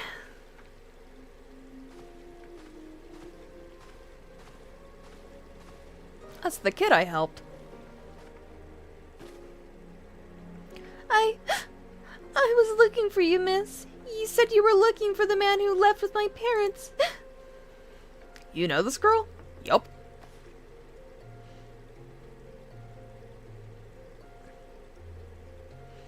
So I visited Stone's Throw as well. I see.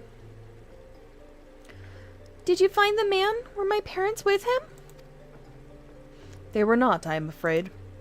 However, I can think of several places they might be. If you like, we can go and look for them together.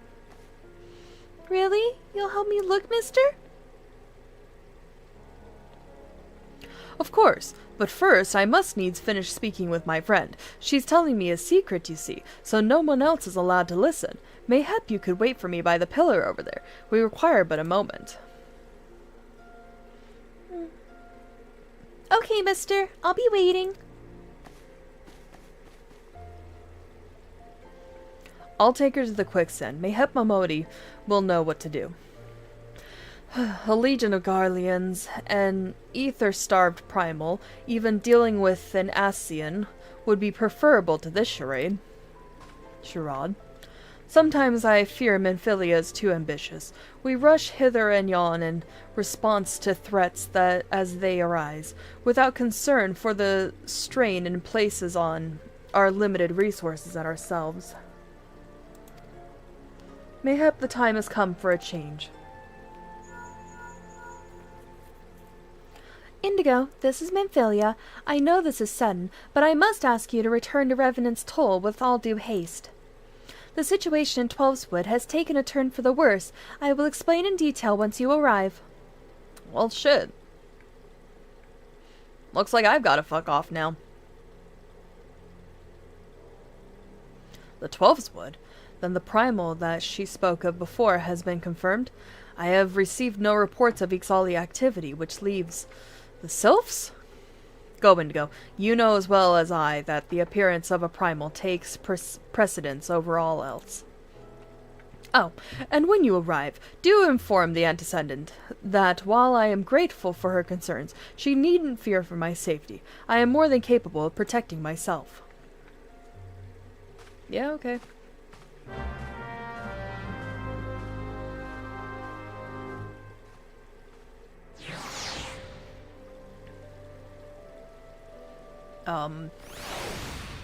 I was about to say.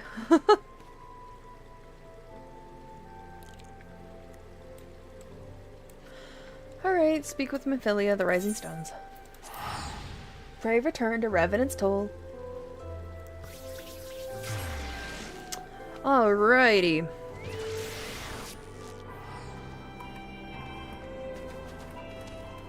Oh wait, hold on.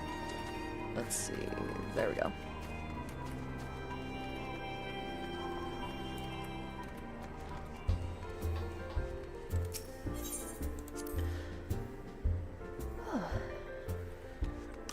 Righty. Let's go talk to Menphilia.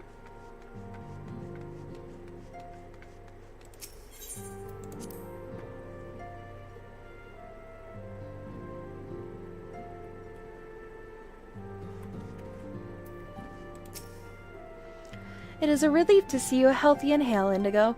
The latest news from Ul'dah was most disturbing. Yeah, I have words to say. Clearly the only injury Alphino suffered was to his ego. Doubtless it will be here along. It'll heal.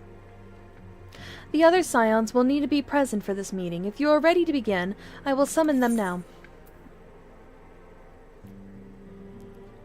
Yes. Do.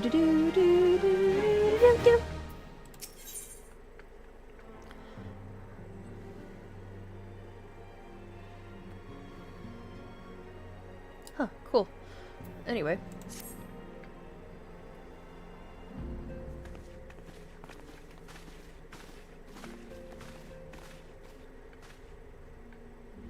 Thank you for responding to my call with such haste.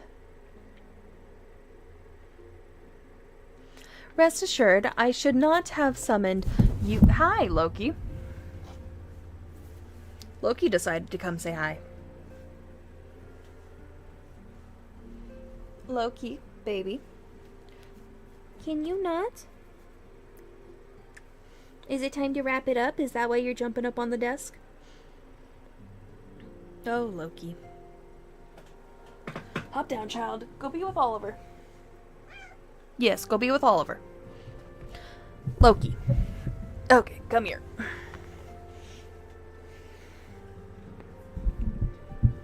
Rest assured, I should not have summoned you were it not urgent. To business, then. I have received some most disturbing news from the Order of the Twin Adder. They have reason to believe that the sylphs may have called forth their revered guardian, the primal Rama. I'm sorry, may have? Then it's not certain? The Elder Seedseer informs us that the elementals themselves murmur of the Lord of Levin's return to the forest. The Sylphlands, however, display no signs of undue commotion. I thought the sylphs weren't gonna fuck with Rama. Forgive me, Antecedent, but the fact need not contradict the elemental's testimony. Unlike the more bellicose compeers, Garuda and so on, Ramu is reputed to act only in the defense of his children. I imagine he would soon make his presence known, if any were foolish enough to directly endanger the sylphs or their territory. The abruptness of this development concerns me. Were we not keeping a close watch on the touched ones and their movements? If preparations for the summoning ritual were indeed underway, 'twould surely not have escaped your notice. Oh, it didn't. I was pretty sure it was going to happen, just not this soon. I beg your pardon? You foresaw the eventuality and did not to prevent it? I told Papalimo. I suppose I could have reported things to Memphilia earlier, but there honestly wasn't much we could do except wait and see. You know how the sylphs feel about people poking around in their territory. They already summoned Rama once right after the calamity, but that was because the Garleans came tramping in through the forest. And so long as Castromorian stands, the sylphs cannot be blamed for wishing to have their guardian deity on hand. In short, Yida and I are in agreement. The actions of the forest folk were inevitable and unavoidable.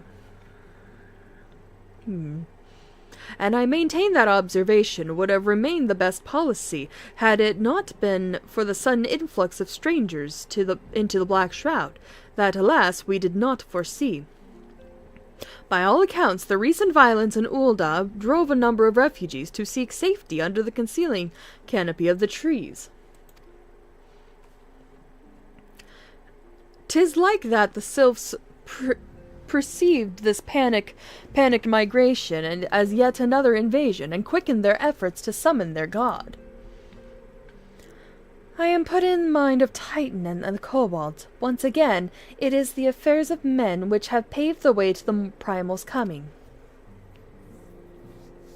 Indeed, one cannot help but wonder the manner of place Eorzea would be without the civilizing influence of mankind. Be that as it may, this regrettable development does afford us unique opportunity. Indigo, through your dealings with the sylphs of Little Solace, you once succeeded in preventing the ultimately conflict with Gridania. I wonder, might one who has treated with sylphs so fruitfully in the past not achieve similar success with their patron deity? If Rama can be convinced of our intentions, it may be the first step to breaking the cycle of primal summoning. A fond hope, but were such a thing possible, we would not have been at war with the beastmen since time immemorial. Maybe this time we can. Let us continue this discussion anon. We must needs first consult with the nation most affected by Ramu's presence. The Elder Seedseer has requested your personal involvement, Indigo. Pray report to Commander Huloi at the Adder's Nest as soon as you are able. Yeah, okay. Steel yourself for the worst. While I hope for a peaceful resolution to this matter, experience suggests that your meeting with the Lord of Levin will prove less than amicable. In such an event, your fellow scions will of course lend you whatever support you require.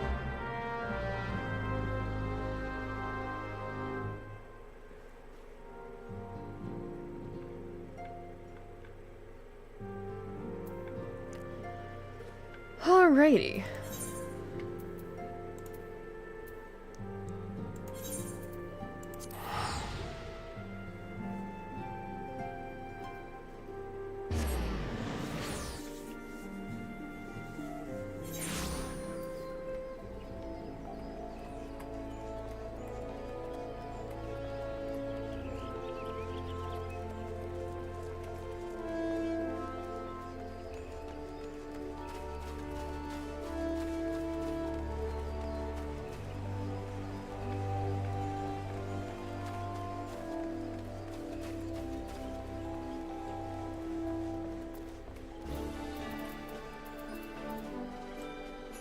Alrighty, and we are going to finish off there for today, guys. Thank you everyone who came in and watched. It is much appreciated. I hope you have a wonderful rest of your day. And I will see you all on Friday night for date night. And if you aren't there for date night, no problem. I'll see you on Monday. Bye, darlings!